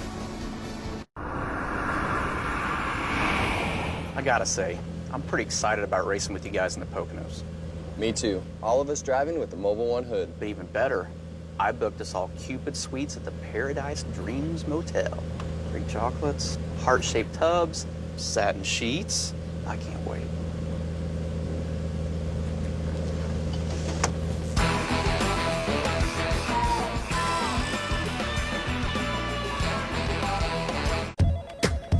I'm like a sponge for this stuff. I can learn it, get it, sell it. I can do this job in my sleep better than some people can do awake. I just want to make sure this brain stays in hyperdrive. Hey, we hear you. That's why AARP created Staying Sharp. It's more than brain games. It's a personalized 360 approach to brain health with assessments and tools that can help you keep your brain sharp. If you don't think this is right for me when you think AARP, then you don't know ARP. Get to know us at aarp.org/possibilities.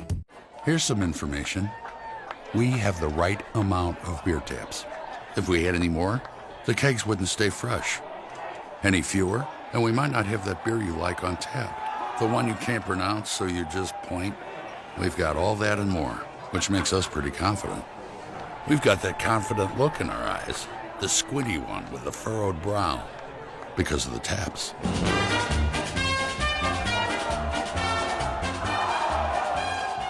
On and off the court, we're focused on creating lifelong opportunity.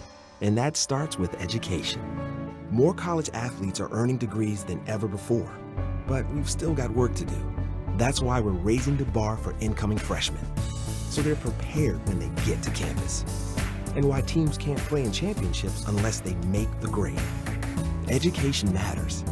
And putting academics first creates a pathway to a lifetime of opportunity.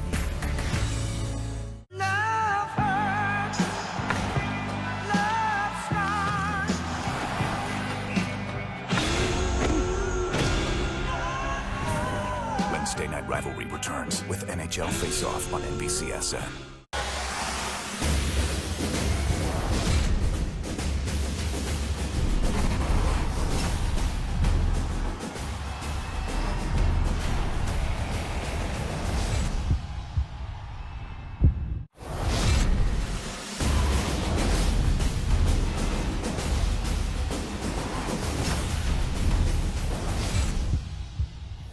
Watch Sunday Night Football on NBC and stream the second U.S. presidential debate.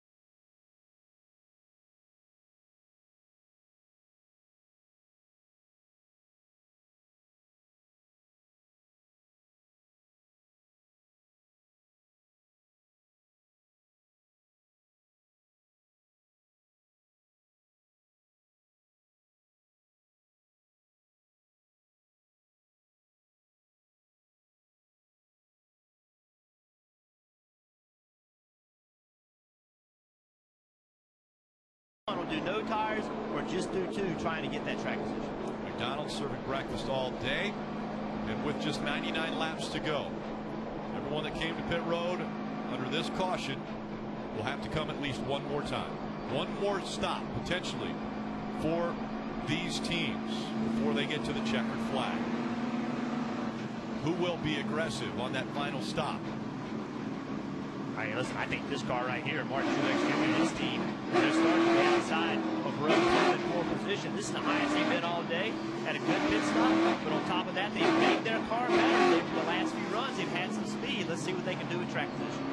Look on from the Red Bull camera on board with Martin Truex Jr. Amazingly, the 48 has decided the outside line is the lane that he wants to try to restart from, so he has chosen the outside line.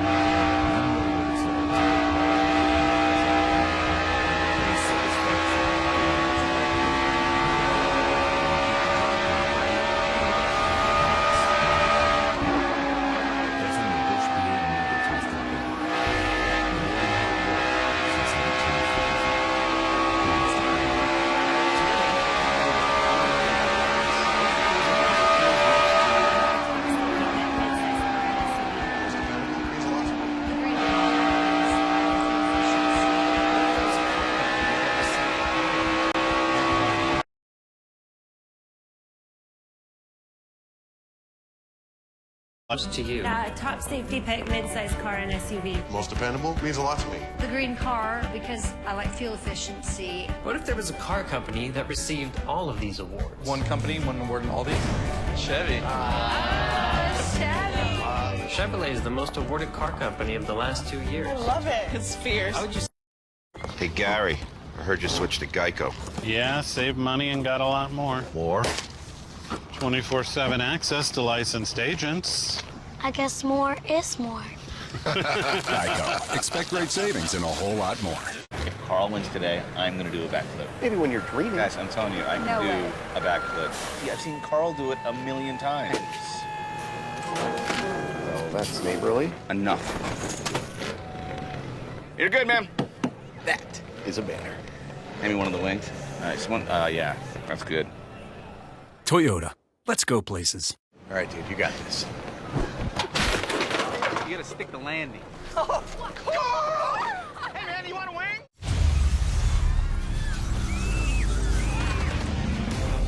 There are a few who move toward the sounds of chaos. Forged in the crucible of training, they are the first to move toward the sounds of tyranny, injustice, and despair.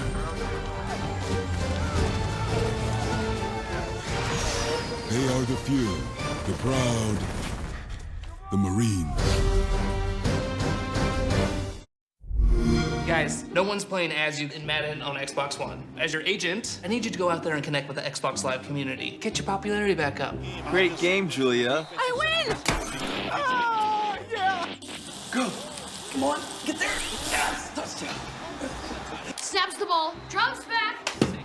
Strip sack Miller. Guys, it's so easy to connect on Xbox Live. What's the issue? Y'all need to work on y'all people skills. Play together on the fastest gaming network. Get the new Xbox One S.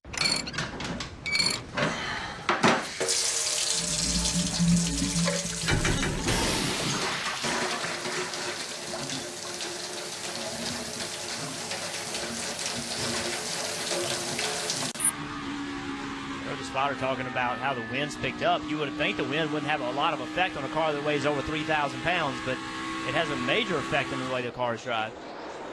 Well, you mentioned this, Jeff. The 24 Chase Elliott was going to have to move around, try to find a different area of the racetrack to run to try to get past the 78. We've seen him move up the last couple corners.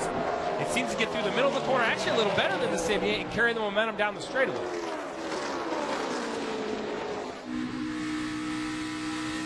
Right here, 78's loose on the bottom. Now gets a big run, but I don't think he's going to be able to do anything with it. Oh, he's going to make it 3 wide.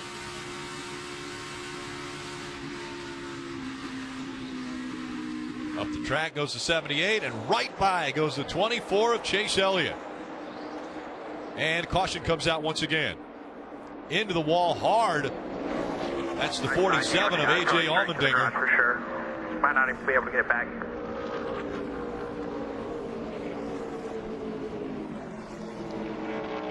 He was 15th. Take it to the garage. Take it to the garage if you can. Free pass is going to go to the 14 of Tony Stewart. By the looks of that wreck, that's going to make it that much harder for these teams to put 2 tires on, Steve. If it looks like that has tire failure all over it, it may not. It may have been something else, but you can see already he's in the wall. So, but just at the angle of impact, all those sorts of things, something mechanically happened to hit the wall like that. So, with the tire failures we've seen, you have to assume that's what it is. The other teams will certainly have to assume that. So again, they'll be afraid to put 2 tires on here, I think. Question is, was it the left front or the right front that went out? That's why you have to put 4 on. So yeah, you won't be able to make that gamble. And as we were going to the 18 to listen in, this was him coming off of turn number 4, running way up high.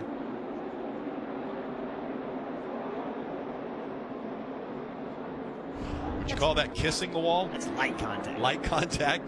Might. And Jimmy Johnson's only complaint over the course of that run, Rick, was that the car's been tight on landing. You can see the wrench going in on the rear right side. That's a wedge adjustment there. 4 tire change as well, along with Sunoco race fuel for Johnson. Dave? Loose in for Denny Hamlin. He'll just get a slight air pressure adjustment. 4 tires and fuel, Kelly. Chase Elliott not asking for any changes. He thought the car was good and said it was coming to him. He was disappointed for the timing of that caution, Marty. Martin Truex Jr. said his car was a little bit tight landing. That was the only issue. Give me 4 fresh Goodyear tires. He's going to come out, I believe, in the 3rd position, Rick, there on pit road, and an air pressure adjustment trying to free that car up. Big gamble for the 3 team. 2-tire stop for Austin Dillon. That gains 9 positions on his race off the pit road. Jimmy Johnson holds on to the lead. 500 degrees, 40 below, and protection for 15,000 miles. Mobil 1. Energy lives here.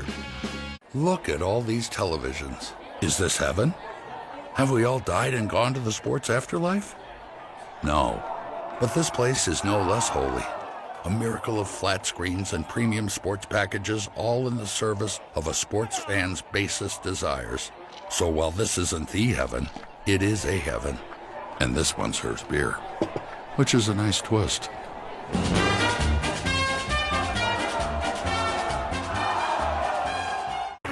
More college athletes are earning degrees, but we've still got work to do.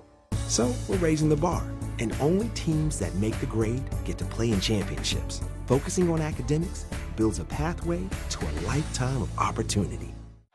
It was the most unlikely of coronations, but in the Premier League, placing a crown on your head also places a target on your back. Now every club is gunning for Leicester's title, especially the ones they took it from. October 15th. Don't miss the battle between the last 2 Premier League champions. Chelsea, Leicester City, Saturday, October 15th on NBCSN. 6 tournaments remain, leading to 1 CME Globe champion. Next stop, South Korea. A host of superstars try to dethrone Lexi Thompson at the LPGA KEB Hannah Bank Championship. Last season's #1 new drama is back. Someone did this to me. If you missed episodes, catch up now on the NBC app. This organization is planning its biggest attack yet. There's hidden letters, random numbers. It's a treasure map. The first clue unlocks the second. Safety and security of this entire nation hangs in the balance. Let's make them pay. Blind Spot, all new, Wednesdays at its new time, 8/7 Central on NBC. 6 tournaments remain, leading to 1 CME Globe champion. Next stop, South Korea. A host of superstars try to dethrone Lexi Thompson at the LPGA KEB Hannah Bank Championship.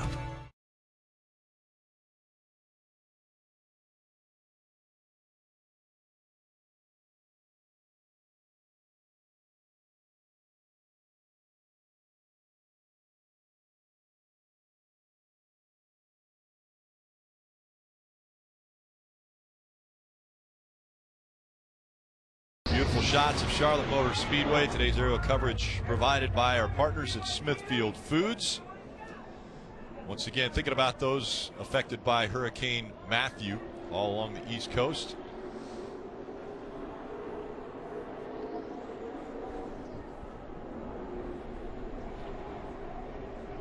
We saw the 24 car just battling on the racetrack to get by Truex. He finally got by Truex to get himself into 2nd position,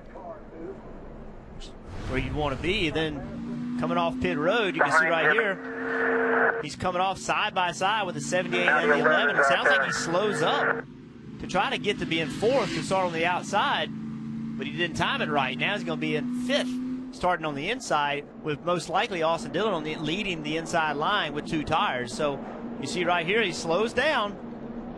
That allows the 78 to beat him by just a little bit. That's showing him in 5th rather than 4th, and that's a major difference. Starting on the inside, with the inside being led by a guy with 2 tires that has not run very well all day, versus starting on the outside behind Jimmy Johnson. Well, that is if the 48 decides to choose the outside line again. They have chosen the inside line before. We've seen it on earlier restarts. Oh no, he's choosing the outside. He's taking the outside once again. NASCAR Drive is NASCAR.com's live race day companion. You can select your in-car video or camera angle, access integrated driver stats, lap-by-lap commentary, and social conversation, all in real time. You won't miss a lap when you visit NASCAR.com/drive on your personal computer now. Smithfield on board, giving us a pretty good vantage point of what Eric Almirola is feeling going around this racetrack. He's trying to catch up to the back of the field now. 2 by 2, they line up for the restart. Jimmy Johnson has chosen that outside line. That means Austin Dillon, after just taking 2 tires, trying to use a little pit strategy to get up to the front.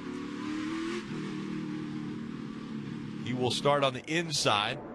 And behind him, the 78 of Martin Truex Jr. And sorry about that, Rick, but we really need to watch, because if the 3 is, if he does struggle to get accelerating, I don't mean in turn 1, I mean right out of the restart box. If he spins the rear tires, this could stack up the entire restart. We'll watch closely as they get ready to enter the restart zone.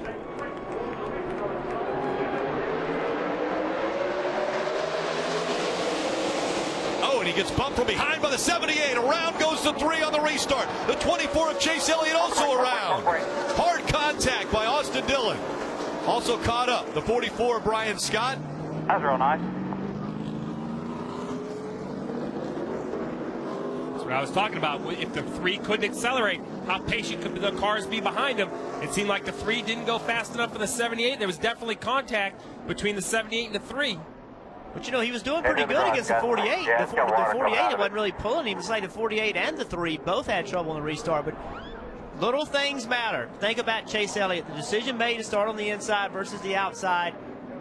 All this stuff adds up. One spot put him in this position. 78 just got in the back of him, trying to push him. Not trying to wreck him, trying to push him to help him. But as you said, heavy impact for Austin. The 18 got into the back of the 24. That's why the 24 went around. You see right there, the 78 gets underneath the back of the 3, trying to push him. You see the 11, it pushed the 48 hard enough to knock the 48 out of his line as well.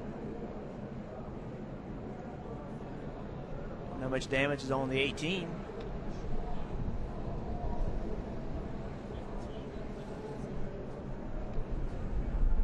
And again, the 3 of Austin Dillon, a chase driver. The 24 of Chase Elliott, a chase driver, involved in an incident in this first race of the round of 12. And that 24 had led 103 laps today. You talked about it, Jeff.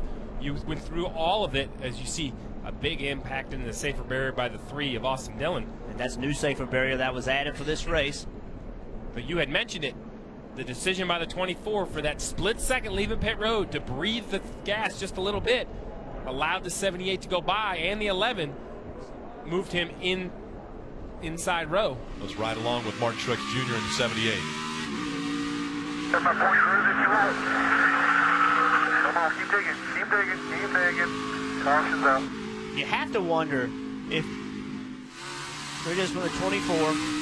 See the contact there, he lifts, just collected from behind. Took his hand off the steering wheel, smart move. See those impacts, you know, that's on a restart. They're not even up to speed yet. So think about, you know, how big that impact is, how hard these race cars hit. You hear drivers, you hear people talk about, you know, these cars are safe today. Let me tell you something, you hit that, see what it feels like. 3,400-pound race car slamming into the wall. Look at the 3 car, this impact. A big hit. Huge. You have to wonder, watching that restart, if when Martin Truex got there, that was the time that the 3 was shifting. You know, he was going from one gear to the next, and that slowed him up just that little bit. Because if you watch the 78, that's what he was doing. He had just shifted prior to getting to the 3. I wonder if that little bit of lag, not that Austin did anything wrong, but that little bit of lag of going from one gear to the next, the timing of that is what caused this wreck. I was thinking the exact same thing, Jeff, because when we were on board with the 78, the timing of it was too perfect, and the 78 didn't really even make contact. It's like he got to the rear bumper of the 3 at the same time that the 3, I won't say checked up. I don't think he checked up, but he stopped accelerating. So let's go back on board with the 78 right here. Watch when he shifts.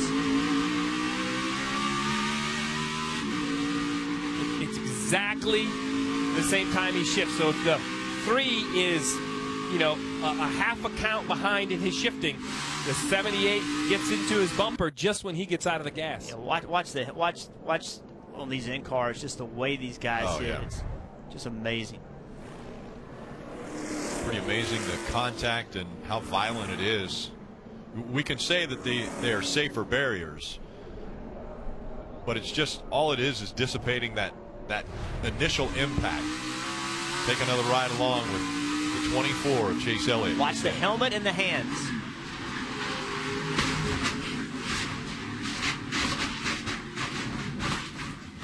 See how that steering wheel is just slinging around? There's no way you can stop that. If you have your hands on that steering wheel and your thumbs on those spokes, it can break your hand, break your thumbs. Outside coverage, watch the 3, get middle. You mentioned damage on the 18. I didn't realize he hit the 24 that hard, but they're definitely going to want to look at that left front corner.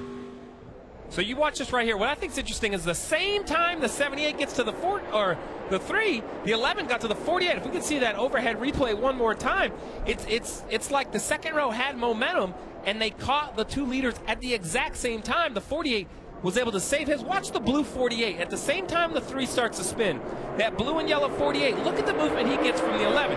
He gets a shot right there, and he has a big wiggle. Jimmy Johnson was just able to save his. 4 fresh tires versus 3 on Austin Dillon. You don't know if that was the speed difference that caused the 3 to spin, but the second row definitely timed that restart very, very good. It's become common practice for the guys in the second row to be trying to push the guys in the front row, trying to move them ahead, getting into turn 1. And I just think this is an example of what on a super speedway we would call bump drafting. So here it's just trying to get to somebody, helping them. I just wonder if that's gone bad.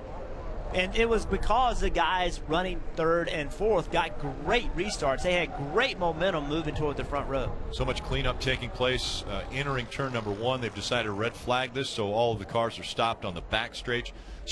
Let's listen into the 78 and their communications about this incident. Yeah, right there. Yeah, I didn't try to give him a shove. I just turned him completely around like a damn idiot. Yeah, I mean, that's it. He was trying to shove. He wasn't trying to wreck him. He was trying to get that line moving. He was trying to get it so that when, that inside line was further ahead on the outside line, and it just got mistimed. I really think this has to do with shifting and just a little bit of lag of going from one gear to the next at the wrong time. Come on, keep digging. You can hear the disappointment in Martin Truex's voice over the radio. Called himself an idiot because he felt bad for turning. He had no ill intent, but he knows. Look at all the cars involved in the wreck, and more importantly, look how many are highlighted in yellow. And all of those chase cars involved. And he knows it's his fault. He wasn't. It's definitely his fault. I just think there were some circumstances there that made this end result. We see drivers hitting each other every restart now, so there's something different about the way it happened here. The 3 of Austin Dillon has been treated and released from the infield care center after a hard hit on the inside wall. They are still cleaning up just at the exit of pit road as well as the entrance to turn number 1. We're under a red flag condition from Charlotte. We'll be back. I gotta say, I'm pretty excited about racing with you guys in the Poconos. Me too. All of us driving with the Mobil 1 hood. But even better, I booked us all Cupid suites at the Paradise Dreams Motel. Greek chocolates, heart-shaped tubs, satin sheets. I can't wait.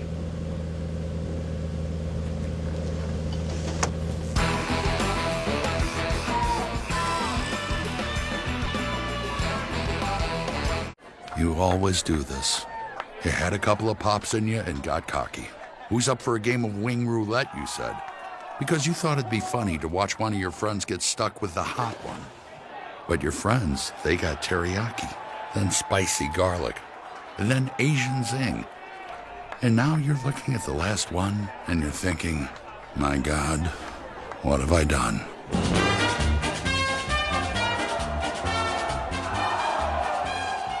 On and off the court, we're focused on creating lifelong opportunity.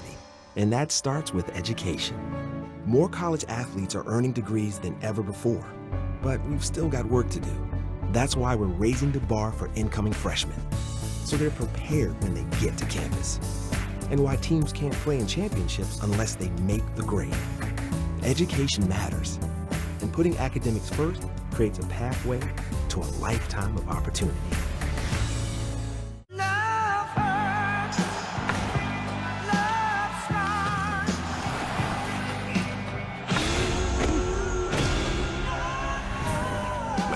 rivalry returns with NHL Face-Off on NBCSN. 6 tournaments remain, leading to 1 CME Globe champion.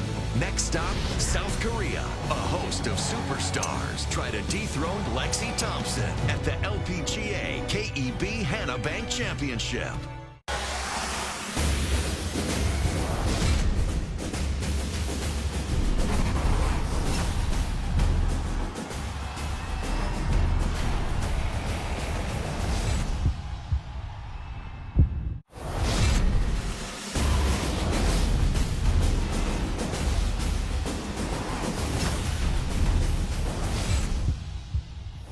Watch Sunday Night Football on NBC and stream the second U.S. presidential debate. Caution condition. They will still have to be on pit road at some point in time, one more time. They won't be able to get that far with fuel. We want to check the radio and see if it's possible to chat with Denny Hamlin. Let's fire it up, Jeff. Hey, Denny, it's Jeff with NBC. You with us? 10-4. Well, man, it's been crazy. We've seen a lot of chase guys have trouble. We've seen tire problems. How's your day been? Uneventful, which is good. We didn't want any drama today, just nice, smooth round. I think that with these guys having trouble, we need to emphasize even more no mistakes and put ourselves in position to try to win this thing here at the last 60 or 70. Well, any surprises at the racetrack? I know you didn't really get any much practice anyway on Thursday, and now you're racing during the day. What kind of surprises has the track thrown you? Well, I just think that, that's definitely got some tire fall off, which is good. Guys are able to run multiple lanes, where I think if we ran at night, this track typically is pinned to the bottom pretty good. So I like that, this daytime race at Charlotte seems like it fits these cars well.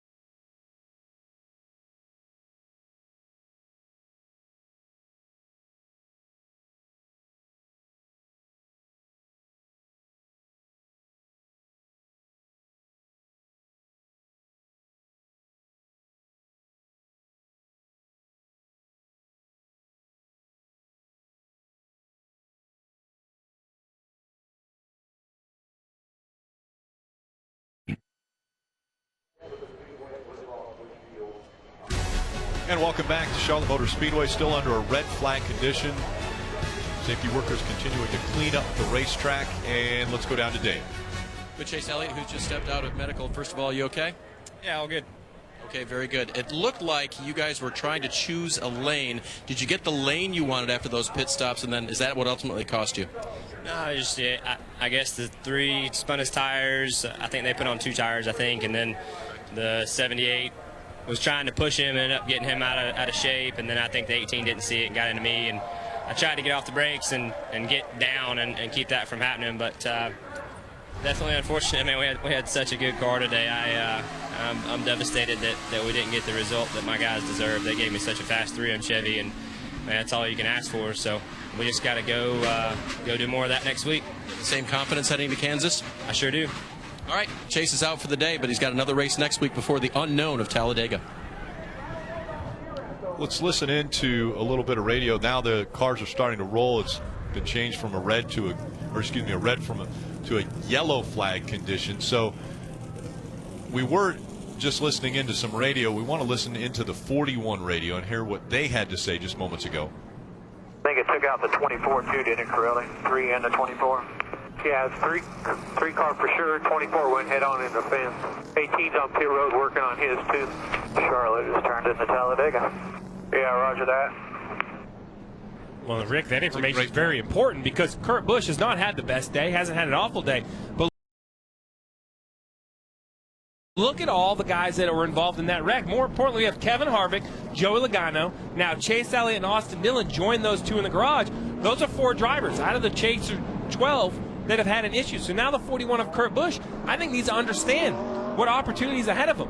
He just needs to get this car with all 4 tires rolling, the best finish he can. That might be an 8th, it might be a 10th. It doesn't need to be a win, Jeff, but they can't stub their toe now. The door's been opened by these other cars having issues. I want to clear something up. The 24 of Chase Elliott, the 27 of Paul Menard, and the 47 of A.J. Allmendinger had all been checked and released from the infield care center. The 3, though, as we see the front end of the 18, very heavily damaged. But the 3 of Austin Dillon, he's still in the infield care center. I think I mentioned earlier that he was checked and released, but he's still in the infield care center. And that is a lot of damage on the 18. They're going to certainly have to come in and work on that and try to get a left front fender put on it, Marty. And, Jeff, they are trying to speed around as quick as they could. You saw Kyle Busch flying around the racetrack. The good news, splitter seems to be in the right position. All the splitter bars are there as well. So they've already sort of fabricated this left front piece to go onto the car. That's what they were doing before the red flag came out. Now you're going to see them put that left front piece on. They're going to pop rivet it into place, put some bare bond over the top of that. So they think they're going to be in pretty good shape. They are going to put it on jack stands here and try and make sure they get this repair done the right way. But again, most important part of this, splitter is in the right place. So if they get this repair done the right way and stay on the lead lap, should be okay here for the 18. So big chase implications already for quite a few different drivers, and Kyle Busch in that situation where he's trying to defend a championship that he won a year ago, and already with some big damage to the left front. And Rick, we still have 73 to go. Right. I mean, let's not get past the fact that there is still a race win available for one of these chase drivers if they could pull it off. The 18 of Kyle Busch are trying to make these repairs because there's still, there's 19 cars in the lead lap, 73 laps to go. There's a lot of racing still to be done. And just a few on pit road. We go NASCAR nonstop.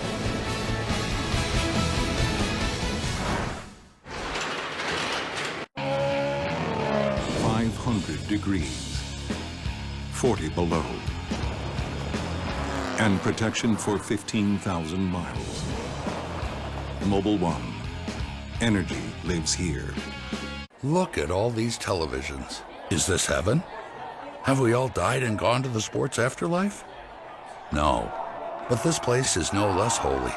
A miracle of flat screens and premium sports packages, all in the service of a sports fan's basest desires.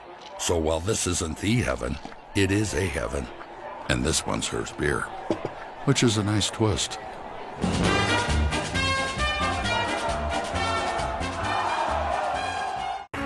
More college athletes are earning degrees, but we've still got work to do. So we're raising the bar, and only teams that make the grade get to play in championships. Focusing on academics builds a pathway to a lifetime of opportunity.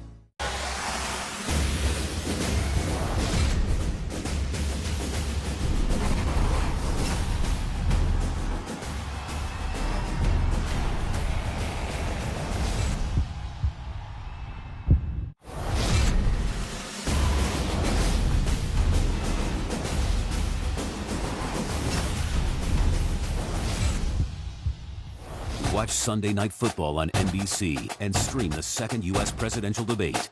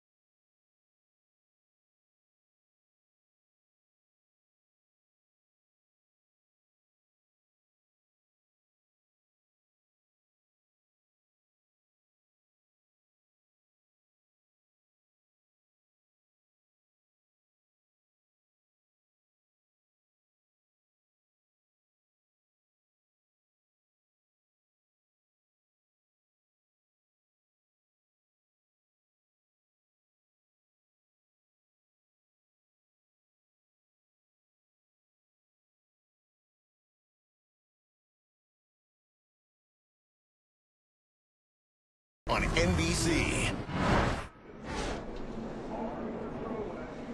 Welcome back to the Bank of America 500 under a yellow flag condition now after the big wreck took place on the restart as all the teams were getting into turn number 1. And one of the hardest hits was the 3 of Austin Dillon. Dave Burns was able to talk to him just moments ago. Austin Dillon took the hardest hit of all there. First of all, how are you doing? I'm fine. Just sucks. So we'll have to work hard the next 2 weeks to get the points back. But I felt like I got into third gear pretty clean, and the next thing I felt contact and I was spinning through the grass. So part of it, we took 2 tires there, and you know the risk when you get it, but you just hope that that doesn't happen. Obviously, I got the third without spinning the tire, I felt like, and then I got contacted. So we'll just go on next week. You've done that before where you've been in Martin's position. What did he do that wasn't right other than just hit you too hard? I don't know. I felt like I got hit more toward the right, but whatever happened there, I got the third pretty good, I felt like. So I don't have a good vantage point because I haven't seen a replay and what I would have done different. I would just hopefully not wrecked, but it's all good. With what you saw today, Austin, how confident are you heading to Kansas? I mean, there's a lot of people wrecked in the chase right now, so hopefully we can get back out there and gain a few more points, but we just got to do a lot. We got to win with the next 2 races. I'm glad he's okay today. Austin Dillon out at Charlotte. And that's a big thing to say. We've got to win one of the next 2 races. He's never won a Sprint Cup race yet in his career, but yes, is in a position to win the championship. Coming back to the restart zone, green flag back in the air.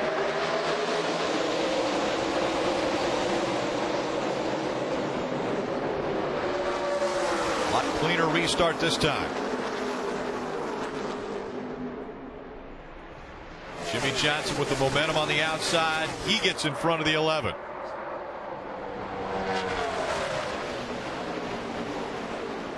Ryan Newman, non-chaser, running up there in third. Trying to hold off the 20 of Matt Kenseth.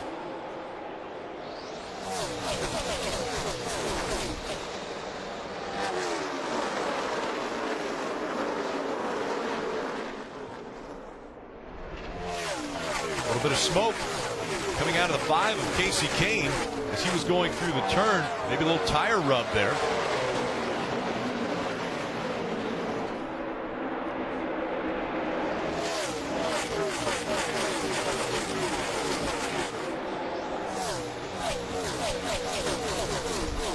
A lot of body damage on quite a few cars. The one of Jamie McMurray has left front damage. We know the 18 of Kyle Busch also with left front damage. Kyle Busch running 19th on the lead lap.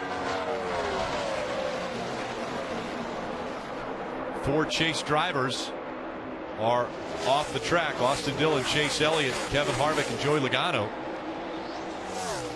Logano's made his way back out onto the track after they've made some repairs, but he is 79 laps down.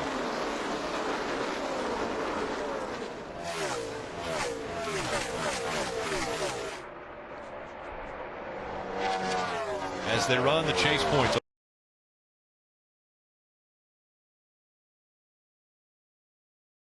the left side of your screen. And with so many cars having issues in this race, 24, the 3, the 22, and the 4 all had spent time behind the wall and in the garage. Already 12 spots, now 11 positions between the 18, who is currently 8th, and the 24, who is currently 9th in the chase standings. With more on the 19 of Carl Edwards, let's go to Kelly. He was another one of those chasers involved in the wreck, so he spent some time down here on pit road. You can't really see it from this angle, but there was pretty good amount of damage to the right rear of that car, and it was dented in, so they really had to work to pull it out. And now you'll see all that black. That's a bunch of bear bond that they used to pull it off. Another chaser that was also on pit road was the 41 of Kurt Busch. He had some front end damage. Luckily, it sort of popped back out. They put a little bear bond in on it as well. It was that and a little bit of damage to the side skirt, which they fixed on a second trip down pit road. But the 41 overall not too concerned about their damage. They said it was minimal.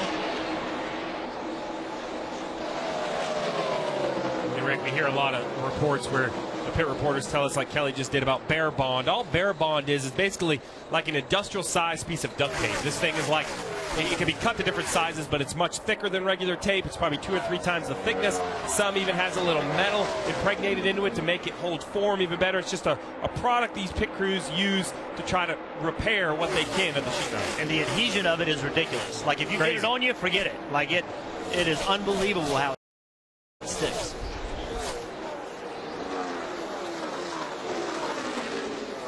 Jimmy Johnson out in front. He has led 85 laps already today and continuing to add to those numbers. Hendrick Motorsports 24 race winless streak, and the last win was Jimmy Johnson earlier this year from the Hendrick Motorsports crew. Now, Sprint's network reliability now within 1% of Verizon.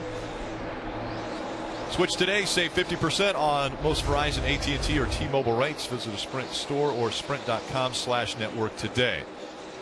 With this team leading and the troubles they've had on pit road, is the pressure mounting right now for the pit crew? They've had issues. They've sped on pit road. They've had penalties on pit road. Are the guys right now thinking, okay, we can't mess up? Are they getting tight? Like a field goal kicker. We see field goal kickers get tight. Are these guys getting tight thinking about it? Or are they going to stay relaxed when the time comes and just roll with their job and make it happen? How much is that in the back of the mind, for example, of the Jackman who jumped too soon the last race when Jimmy Johnson was out front, was leading that race, had the opportunity to win that race, and because of that penalty was taken out of that intention of winning the race. Now, is that Jackman thinking about that? Will he wait a half second longer before he jumps over the wall? Well, I think those are the adjustments we're going to see in the next 60 laps.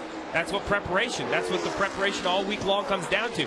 Much like football teams practice for those game-winning moments, these pit crews, they're in the shop every morning working out, practicing for these game-winning pit stops. And here in the next 59 laps, someone is going to make a game-winning move. One of these race teams are going to come in, execute flawlessly, come on and off pit road with the race lead and perhaps the win. Are they going to win the race on pit road or perhaps trip up and lose the race on pit road? The guys chasing after Jimmy Johnson. As we take a look at the Toyota driver update, Denny Hamlin running second. He's the closest to that 48. Matt Kenseth fourth, Martin Truex Jr. fifth, Edwards 11th, Kyle Busch 17th.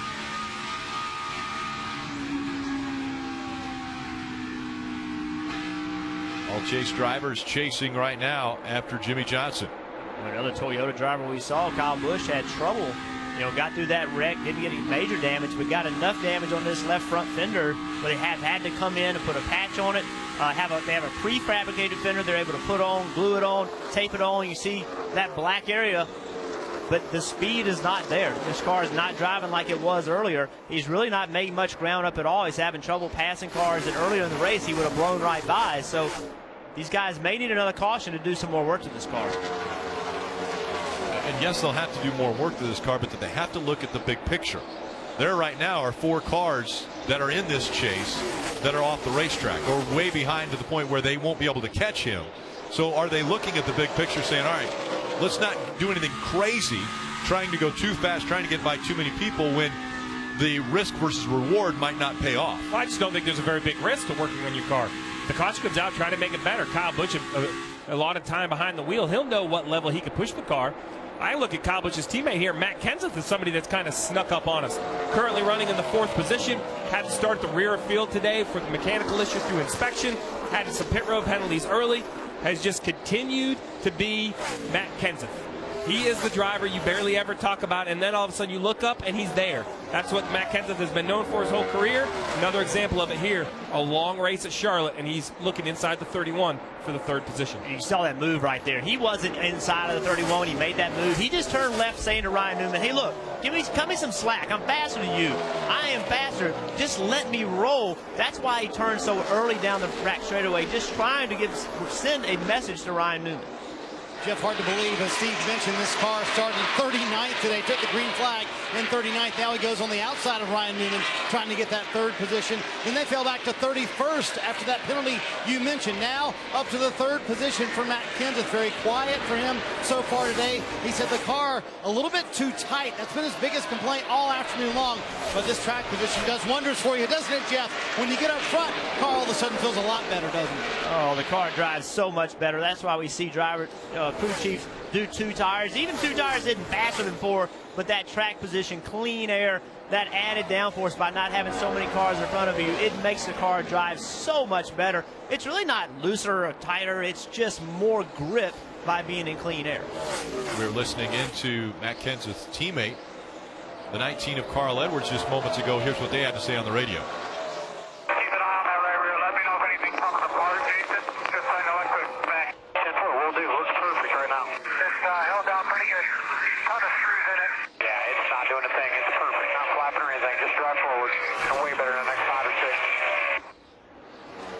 Jason he was referring to is Jason Hedleski, who's his spotter up on top of the spotter stand.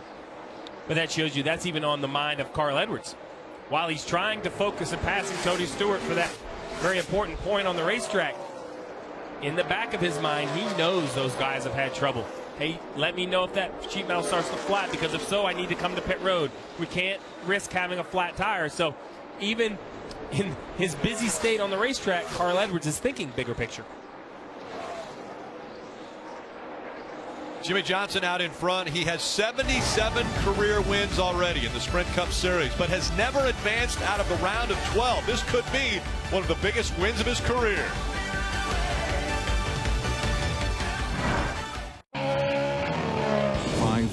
degrees, 40 below, and protection for 15,000 miles. Mobil 1. Energy lives here. Look at all these televisions. Is this heaven? Have we all died and gone to the sports afterlife? No, but this place is no less holy. A miracle of flat screens and premium sports packages, all in the service of a sports fan's basest desires. So while this isn't the heaven, it is a heaven. And this one serves beer, which is a nice twist.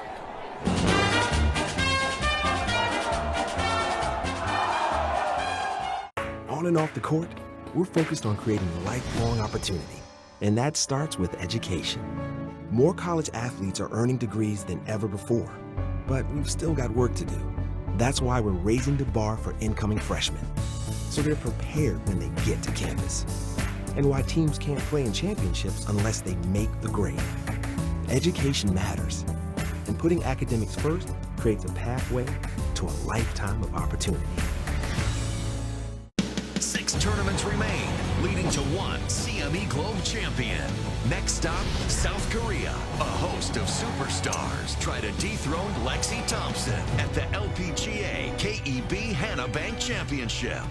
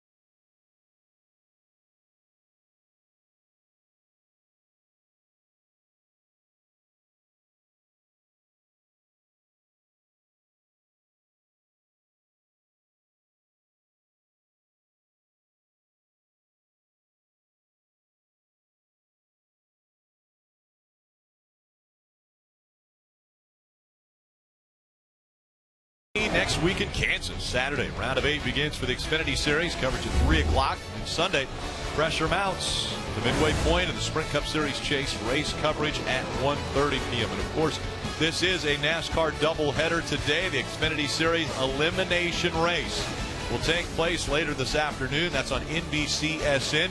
Make sure to stay with us.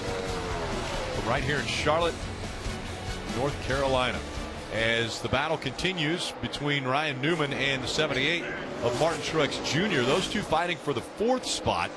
And it's been said many times, Ryan Newman may be the hardest guy to get around on the racetrack. Well, he is very difficult to get by. He runs every lap exceptionally hard, as he's supposed to. With Martin Truex Jr. right now, it looks like to me he has a very loose race car. We saw him drive into turn 3, couldn't keep the car on the bottom. We saw him chasing the back of the car. That makes passing someone that much more difficult. You see right there, you can hear him not able to go back to the throttle very aggressively.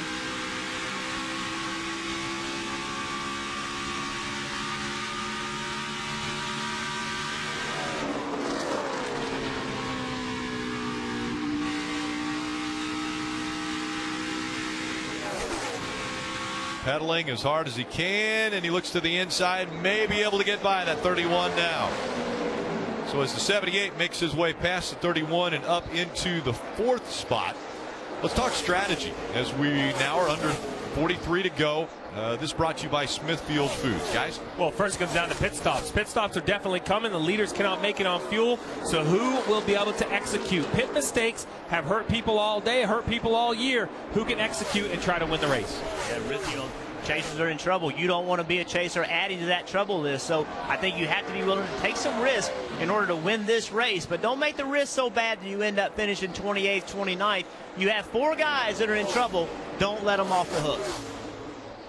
Those 4 guys right now: Austin Dillon, Chase Elliott, Joey Logano, and Kevin Harvick. And that's a unique balance. You mentioned it. The risks are going to have to be taken to win a race. These non-chasers like Ryan Newman, for instance, are going to push very hard to try to put these guys in a position where they have to be uncomfortable, but a win is automatic advancement. So how much do you dare push? Less than 40 laps to go. Let's go through the field. We'll start with Mike Massaro. Well, you know, Rick, after leading 90 laps last week in Dover and coming up short, Jimmy Johnson said, quote, "We let one get away." He's intent on not letting this one get away. He's led over 100 laps here this afternoon and is in control for the time being. Just saying the car's a little bit tight on landing, and they're also saving fuel as much as they can. Dave? Hard to believe a 29-time winner in the Sprint Cup Series like Denny Hamlin has not won here at the Charlotte Motor Speedway. In a non-regular season race, though, he did win the All-Star race last year, and he won the Xfinity race in May. That's a good trend, and it's been a good day for Hamlin, Marty. Hey, Dave, guess who drove the pace car this afternoon? It was Joe Gibbs himself, celebrating the 25th anniversary of Joe Gibbs Racing. He joked with me afterwards. He said it was a lot of fun. It was really cool to do that. He said, "You think they would have minded if I just would have slammed on brakes and hit Kevin Harvick's car, who started on the pole today?" But he did not do that, of course, and he was only kidding. But a good day for Joe Gibbs Racing and a good day for his driver, Matt Kenseth, as well. Riding along with Martin Truex Jr., who's now in the 4th position. He led 392 laps here in May of 400. Today, he's led 0. Car too tight. They've had a terrific rally. 2 Packers in the right front and several wedge adjustments to get him up there, Kelly. It's been 12 races since Ryan Newman finished inside the top 5. He runs 5th. Now his crew chief, Luke Lambert, saying that these mile-and-a-half tracks just really seem to suit his driving style. He's always been faster and has a really consistent racing style. And he says, hey, he just started on these types of tracks and has a knack for it. Ryan Newman, if he can finish in the top 5, would be a huge morale booster for this team, Dave. Kyle Larson has a knack for these tracks as well, and it was supposed to be a better day because it's a sunny day, but they got behind when they got caught out on green flag pit stops and the caution came out, plus they had a tire issue. They took the wave around halfway through the race. Now they're back on the lead lap, one more stop to see how far forward they can get Kyle, Mike. Dave, Casey Kane is a non-chaser, but believe me, he would love to crash the party and pick up a win during the chase. And there was optimism in that camp this morning. Keith Rodden told me, look, we've got a very good race car, and our track record here, spectacular. You look at Casey Kane's record, he's won 4 times here in Charlotte and has led over 1,000 laps. Unfortunately, though, they just have not had the balance right today. The car's been bouncing way too much. Kelly? Brad Keselowski is the only driver that finished inside the top 5 all 3 races in round 1 of this chase. They kind of did it under the radar, which according to his crew chief, Paul Wolf, said, hey, that's just fine with me. They had a lot of confidence in this car. In fact, Paul told me that he felt like that this was an upgrade from their cars they had in round one, calling it the best car they've had today, but they have had to do some work to get the balance right on it today. Brad Keselowski saying just moments ago that his car was loose off. Behind him, another chaser. It's the 19 of Carl Edwards. Remember, he got involved in that wreck. He's trying to tell his team to keep an eye on that right rear of his car where he's got a lot of bear bond on it. This is a team that also knows they need to pick up their pace from their first round finishes. They're aiming for a top 5, but they've got only a little time left to get it done. Kelly, Jamie McMurray got knocked out of the chase last week, and when I checked in with Matt McCall this morning, he told me, you know what? It wasn't of our doing. Of course, it was engine failure, and that's not something we have control over. Little wiggle right there from McMurray. You can see he's had some damage, but he's hung in all day for a top 10 run, Rick. A lot of guys have been hanging in, trying to hang on. Danica Patrick just behind Jamie McMurray, running in the 11th spot. Looking to pass him for the 10th position right here. Yeah, she had a good qualifying effort the other day. She was fast in practice and had a good qualifying effort. So if she can finish this race off, it'll be a good positive for this team. They've been struggling trying to find speed, trying to find the finishes. So right now, battling McMurray for a top 10. Kyle Busch and Kurt Busch, two brothers, just behind them, running 12th and 13th. The big question now, Rick, is the leaders were last on pit road at lap 254. Well, that was basically 40 green flag laps to go, 50 laps to go total. With 31 laps to go, they're inside their last pit window. Who will come to pit road? Will someone gamble to come to pit road early? We've seen short pitting make a big advantage as Danica Patrick completes the pass on Jamie McMurray. Denny Hamlin is less than a second behind Jimmy Johnson. Matt Kenseth, 2.25 seconds behind Jimmy Johnson. If Hamlin or Kenseth can beat Jimmy Johnson to pit road by just one lap, they perhaps could take the lead. Let's listen into the 48s and find out what kind of strategy they have as the last 30 laps are in front of us. All right, bud, keep pushing that thing as hard as you can here within reason. We got some guys that are going to try to make it the distance on fuel. They really back their pace off. We are not in a position to do that, so we have to try to push. So I would guess guys like Edwards, can they go that far? That's almost 70 laps. Yeah, I'm not sure. Carl Edwards. Edwards has backed his pace off, though. I don't know. He's not that much slower than the leaders. Well, basically what they're trying to do is they're trying to go basically really close to 70 laps on fuel, which is way more than we think they could go, but they've already had 10 yellows. So that's really like 60 green flag laps with another 5. It's probably 4 laps, maybe 4.5 laps outside their window. So who's willing to risk it? Now, I'd be shocked if Carl Edwards, a chase contender, risks it with 4 guys already having trouble. But maybe Jamie McMurray, Tony Stewart, Chris Buescher, Clint Boyer back at 16th. There's nothing but positives for their year if they can somehow make it on fuel. Mike, what's going on with the 14 team? And Steve led me right to it. The 14 team is definitely one that's willing to take a risk right now. I spoke with his crew, Tony Stewart's crew chief, Mike Bugaravich, this morning, and he said, as a consequence of being eliminated from the chase last week, he said, look, we've got some freedom. We still have goals to achieve here. Because of that, we're going to take some risks whenever we can. One of them may be going the distance here on fuel. He's backed off his speed quite a bit. Earlier in this run, he said he may be 4 or 5 laps short. However, he's saving aggressively. He's even letting his team know how much he's saving by leaving his microphone open in his race car so that Bugaravich can hear exactly how much he's backed out of it. But, Rick, here's the problem. With 27 laps to go and 24 seconds behind Jimmy Johnson, I believe Jimmy Johnson could come down pit road, put 4 tires down, and run Tony Stewart back down. I don't think even with one extra pit stop, the 14 could stay in front of the 42. We have a heavy smoker at the 11. Denny Hamlin looks like has lost an engine off turn 4, running in the 2nd position, Rick. Unbelievable bad luck for the chasers today, and this one now it looks as though it's claimed Denny Hamlin in the 11th. Hamlin. Yeah, and no warning. No warning. Guess it was our time. So now a driver who a year ago finished 2nd in this race, 2nd at Kansas, and then had an issue with the roof flap. It starts off the round of 12 with bad luck. This is emotionally the most difficult thing for a race team, for a driver, for a crew chief. to go out, have a good car, running inside the top 3, trying to contend for the win, and have a mechanical failure like this. You know these same engines are what got you into the chase, but you see a huge plume of smoke out of the back of the 11. That's usually a catastrophic failure, in my opinion. I don't believe we're going to see any sort of repair there. You hear it, just listen to the engine. Right there. Screaming to accelerate, just absolutely nothing's happening. So the only thing that they can feel a little bit better about is that they're one of 5 that are going to end up with really, really poor finishes. So of those 5, at least one's going to advance into the round of 8. So you still have an opportunity.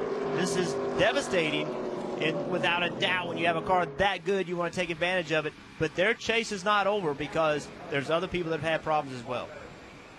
Yeah, this changes the whole. Now there's 5 chasers. 4 of them are only the ones that are going to be eliminated. So now one of these 5 that had trouble at Charlotte are going to move on with 2 races still to go in the round of 12. What an unfortunate day for quite a few drivers. Rick, now it comes down to pit stops. We've talked about this with 25 laps to go. When pit road opens, all the leaders will be on pit road. Fuel and tires, what pit crew will execute?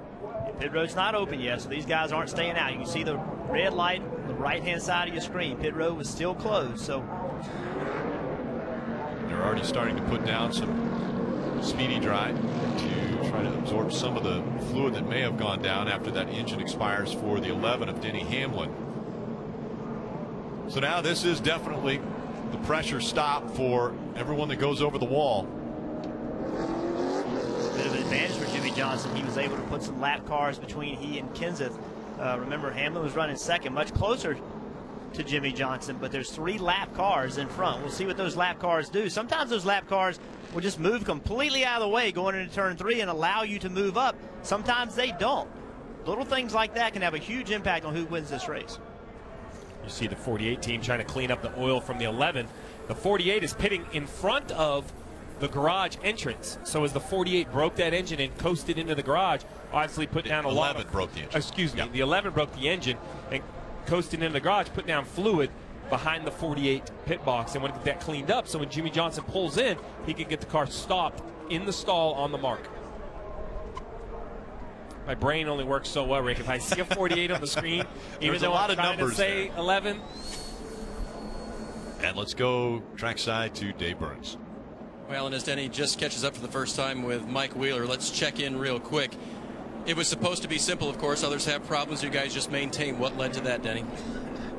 Just, engine failure there. We hadn't had one in a long time with our TRD Toyotas, and it's just my time. It's usually chase time when I have these things happen. But tough break, obviously. But had a good car, and we'll go to Kansas and try to get a good run there and try to do everything we can to advance. You feeling snake bit again?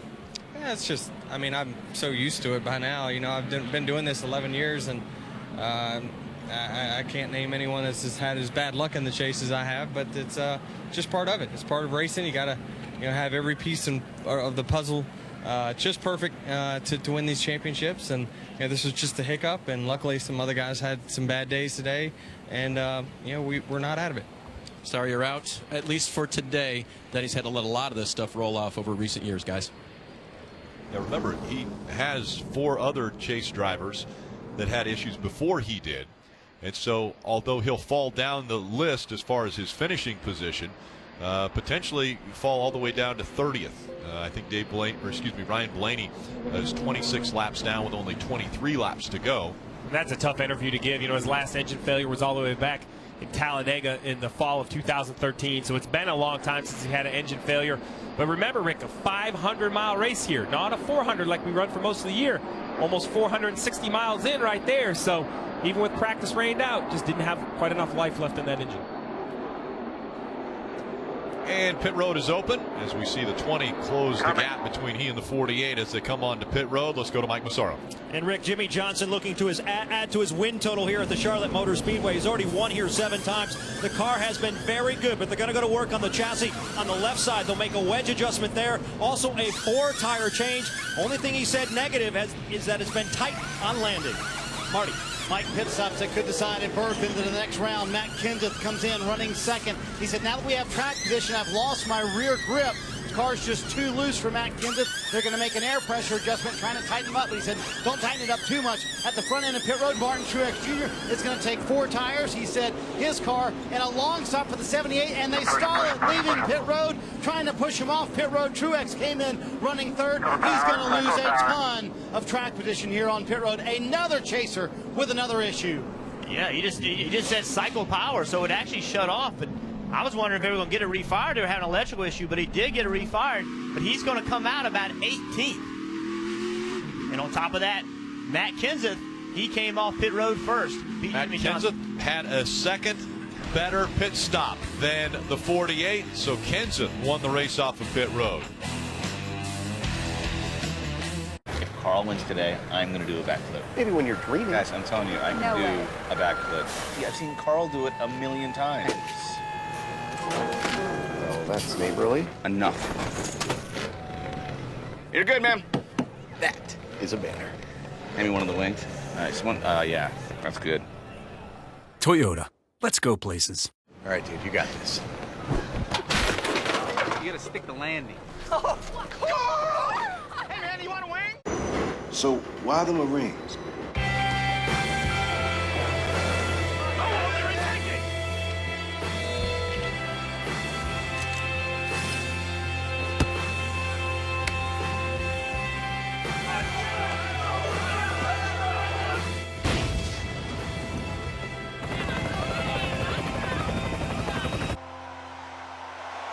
Because this is the land that I love, the country I'm honored to serve.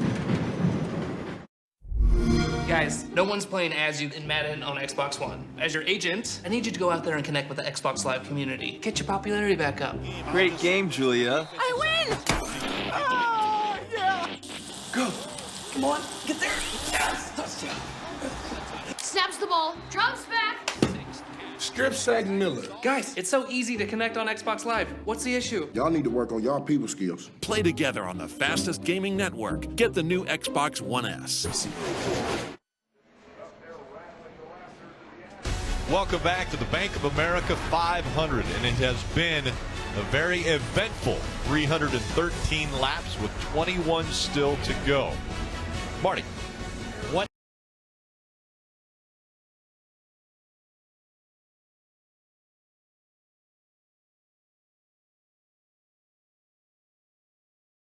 A crazy day for these chasers, including Martin Truex Jr. came in running third, and what he said was his screen, meaning inside the car, the digital dash, went completely black, and then he lost his clutch. He said, I have no idea what led to those circumstances. There you see him trying to fire the car on the left, crew trying to push it out as cars go by on pit road. He said, I have no idea what happened. Cole Pern doesn't have any answers either. Remember, we also had an electrical issue earlier in the day for Kevin Harvick as well. So some strange things going on there. Finally, the 78 fires up. That was earlier. Now he's going to restart 16th after clawing his way up from back in the field into the top 3 with a chance to win this race. We'll see what ground they can make up, but they'll restart 16th here after that strange electrical issue here on pit road. See, have you ever seen anything like that happen before? Well, I've seen the separate issues happen before. I've heard of clutches going out on a pit stop when the jack drops, and I've heard of the car stalling or having an electrical issue, maybe a loose connection to the battery. It comes down off the jack, it takes the power away, and the engine recycles, but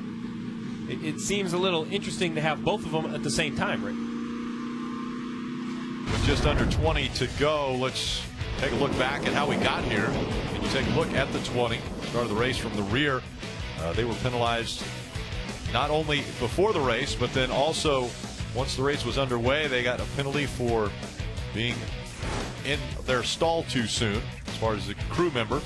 And we saw another penalty on pit road for the same thing. See the jackman over the wall on the ground before he's supposed to be, a penalty on pit road. Yeah, the penalties weren't just on pit road. Then we started to see a little bit of tire issue. The 18 had to pit under green with the right front tire having a little bit of delamination. Yeah, another problem with the tire. Right here, Joey Logano, this was the first time, had a left front go down. Team came in, worked on it, pulled the body out the side of the car. And then the race got even odder. The 4 of Kevin Harvick has an engine issue. They don't know if it's electrical or mechanical, but he had to retire. Problems continued for the 22 of Joey Logano. Tire goes down and hard into the wall. That sent them behind the wall and into the garage. And then the big one, we see the restart. Austin Dillon on the bottom. Got a good restart at 78. Got a little bit better restart. Ended up getting into the back of Austin Dillon, spinning Austin Dillon out, causing a multi-car wreck. Yeah, it spun the 3 out, but we saw a couple other Chase contenders in here. A big hit for the 3, but right behind the 3 was the 24 of Chase Elliott. You see he gets spin to the outside wall. Heavy contact for the 24.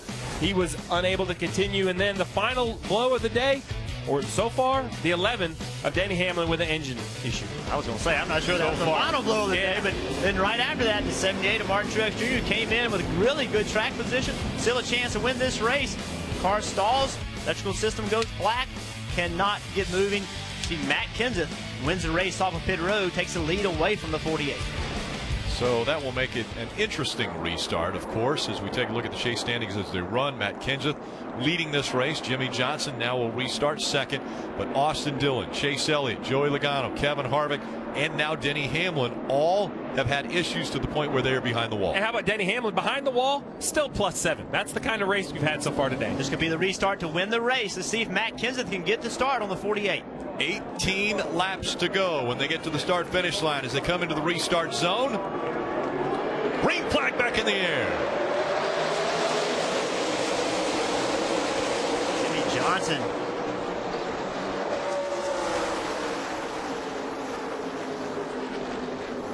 Great restart by the 48 of Jimmy Johnson, but here comes the 20 on the outside. Momentum for Matt Kenseth. Will it work? In the middle of the racetrack, he has to get out of the gas a little bit earlier. A little bit loose, and the 48's back out front. Baby, give me a couple good ones. We talk about how much of a disadvantage the second place car is on these restarts. Well, Jimmy Johnson just proved it can be done. He times the restart perfectly, runs a great first lap, and takes the lead from the 20 of Matt Kenseth. Now the 48 has the 20 behind him, as well as the 31 of Ryan Newman. We talked about that restart and how good of a restart Jimmy Johnson got, but I wonder if the 20 didn't have a little bit of issue on his restart. Look at the speedy dry on the racetrack where we saw the Denny Hamlin blow up. That's exactly where Matt Kenseth is. Look at it. He's right on top of that speedy dry. I know NASCAR did the best they could to clean it up, but you have to wonder if that hurt him launching off the restart zone. But he was the leader, Jeff. He had the opportunity. He could have chosen the bottom line if he would have saw that speedy dive riding around under caution. Oh, we're going to get him back. 10-4, man. You got time. You got time. You heard him try to get it back.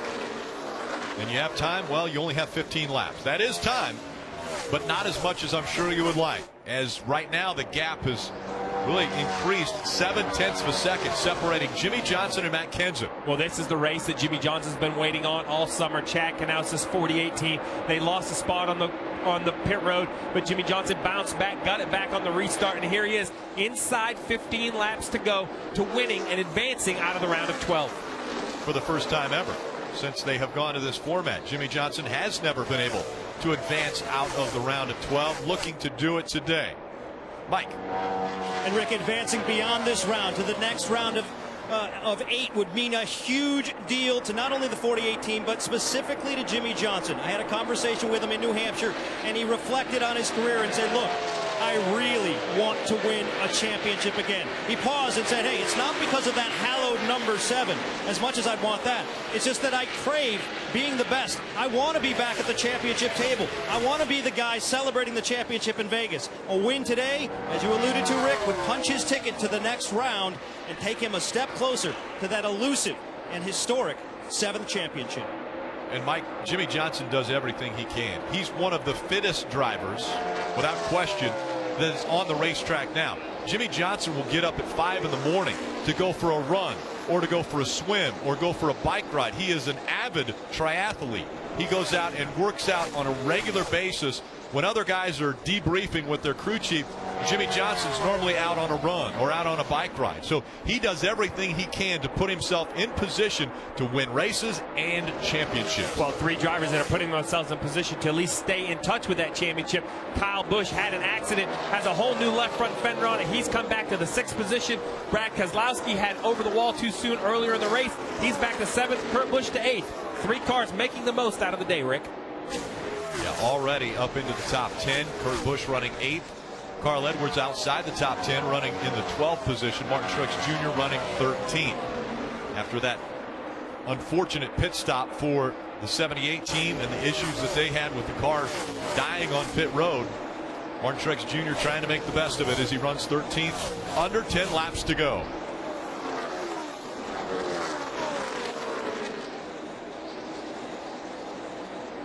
Take a look at the chase history. 5 chase drivers will finish 30th or worse today. That is the first time since 2007 at Kansas that has happened. It's only the 3rd time in chase history. Again, the chase started in 2004 and has gone through some variations, but at the same time, quite a few drivers will finish outside of the top 30 today.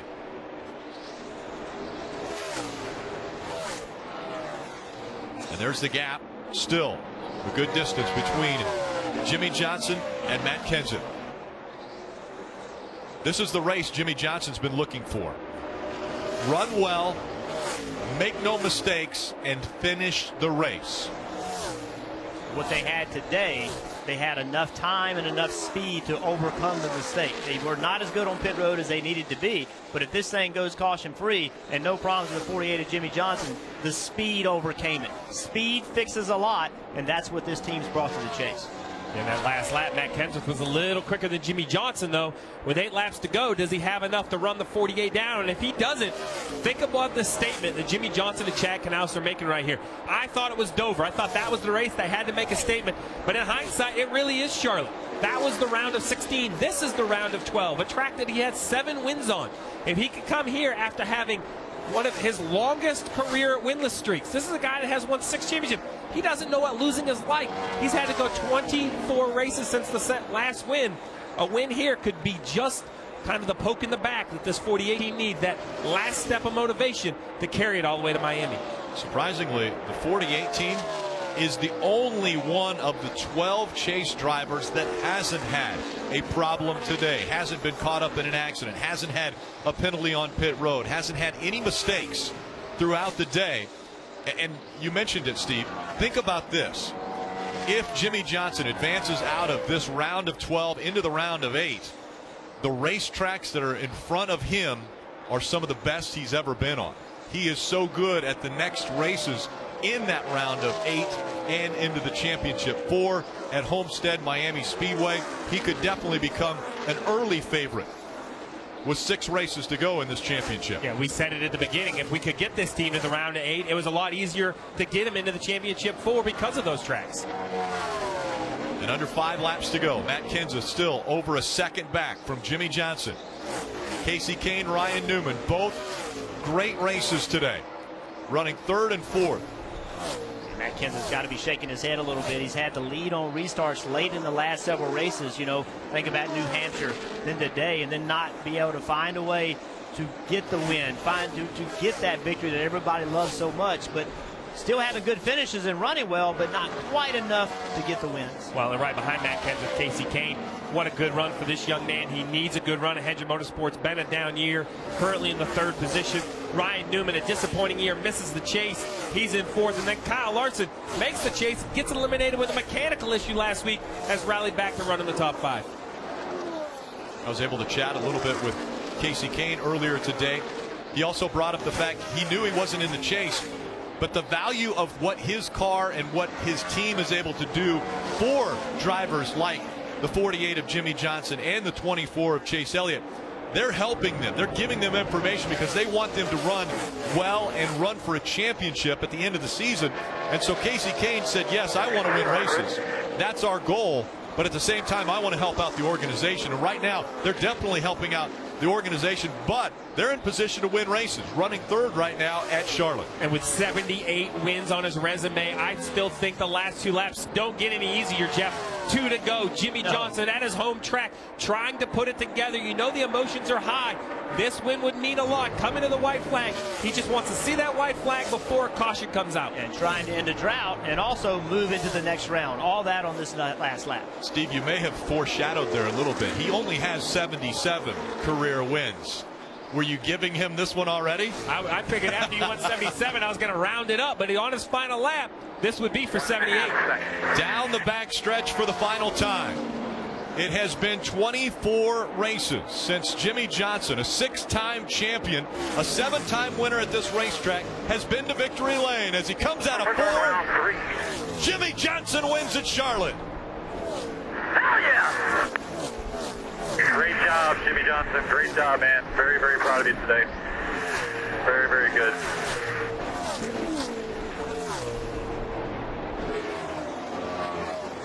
Kenson finishes up second.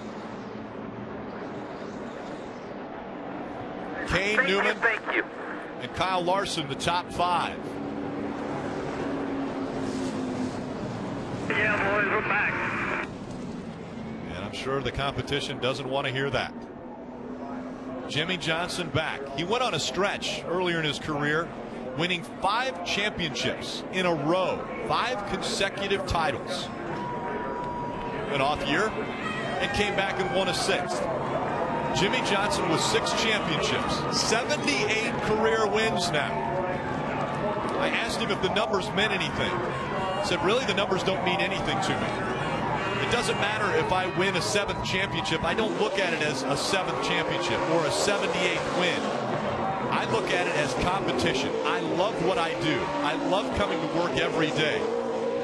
Being able to have an opportunity to win races is why I do this. Not for the numbers, but the opportunity that this sport has given me. Jimmy Johnson celebrating at Charlotte Motor Speedway. The moment presented by Sunoco, fueling victories all season long. And another checkered flag for Jimmy Johnson.